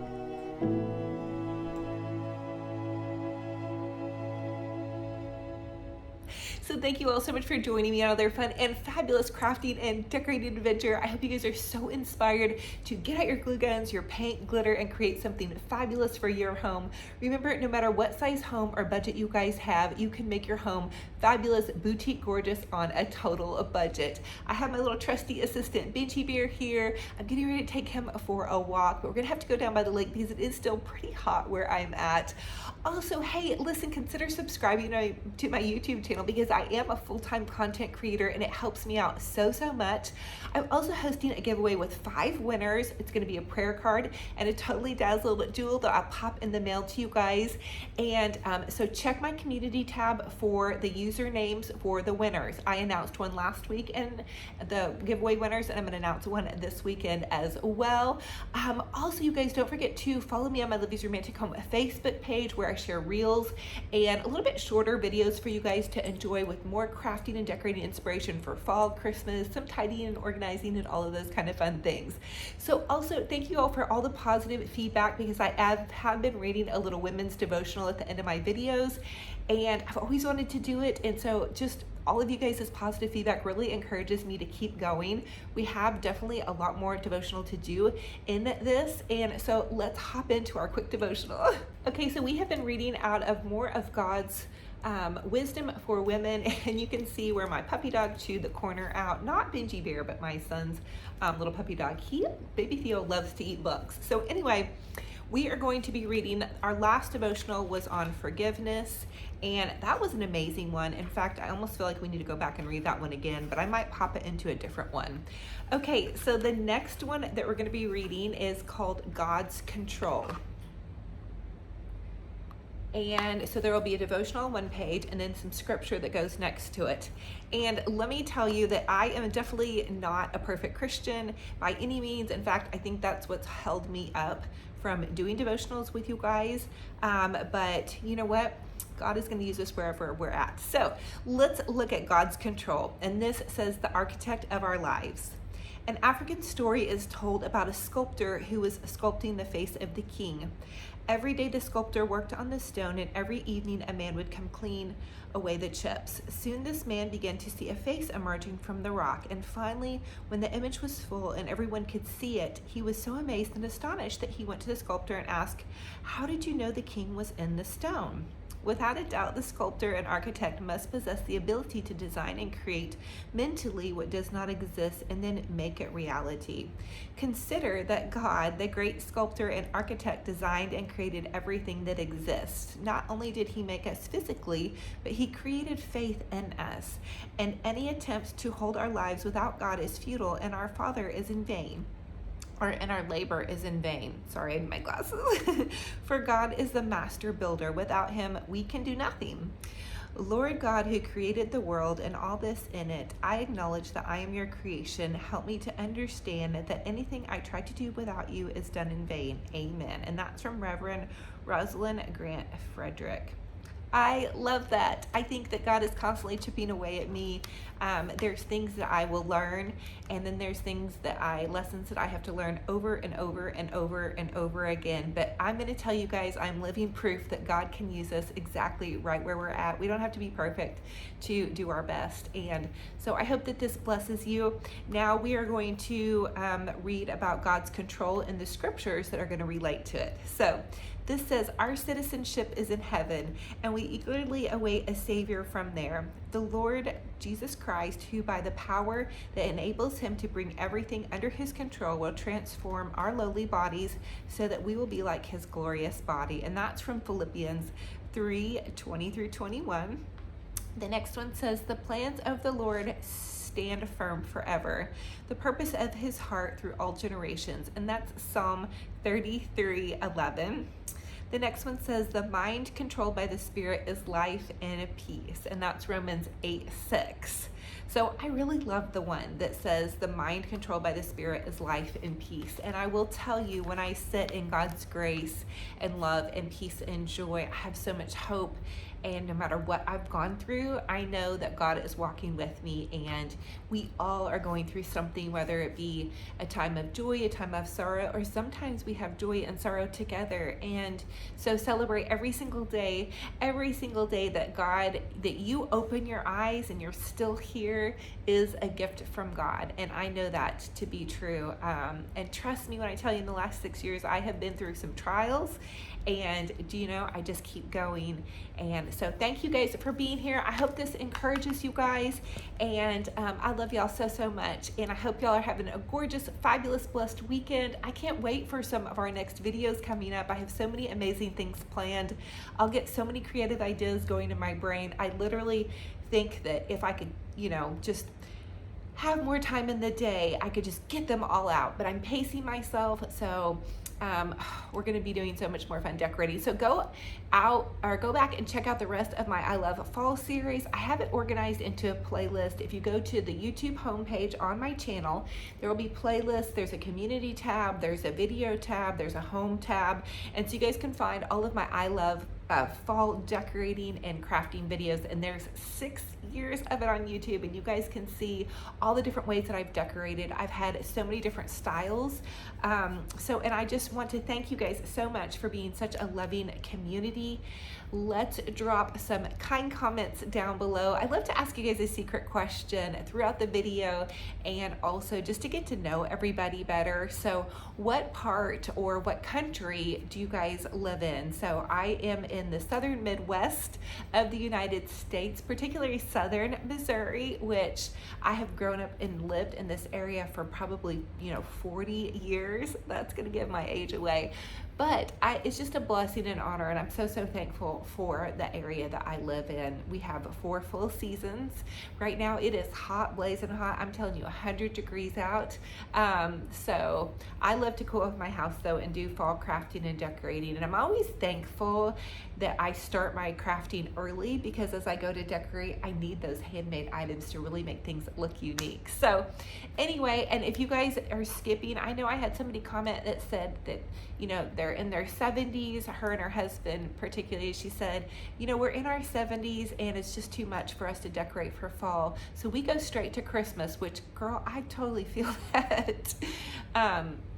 As far as just wanting to go straight to Christmas, it's definitely one of my favorite holidays. So if you guys want to go straight to Christmas, I have got so many crafting and decorating videos for you, and I have been crafting and decorating on YouTube for 6 years, so I have so many different styles. I don't want you to be disappointed if I'm sharing a pink fall or pink Christmas, because I have traditional fall, traditional Christmas, candy stripe Christmas, elf Christmas, just practically every theme that you can do. I think I have done different videos on, and the majority of the items that I use are from Dollar Tree, the thrift store, Hobby Lobby, or Walmart, or they're just handmade trash to treasure projects. So I try to do everything that can show you guys really cost effective crafting and decorating, and then I have done some more high-end things as well. So I'm not going to take up any more of your time. I hope you have a gorgeous, a fabulous, blessed weekend, and until our next video, be kind to yourselves and be kind to one another. I will talk to you guys very soon. Bye.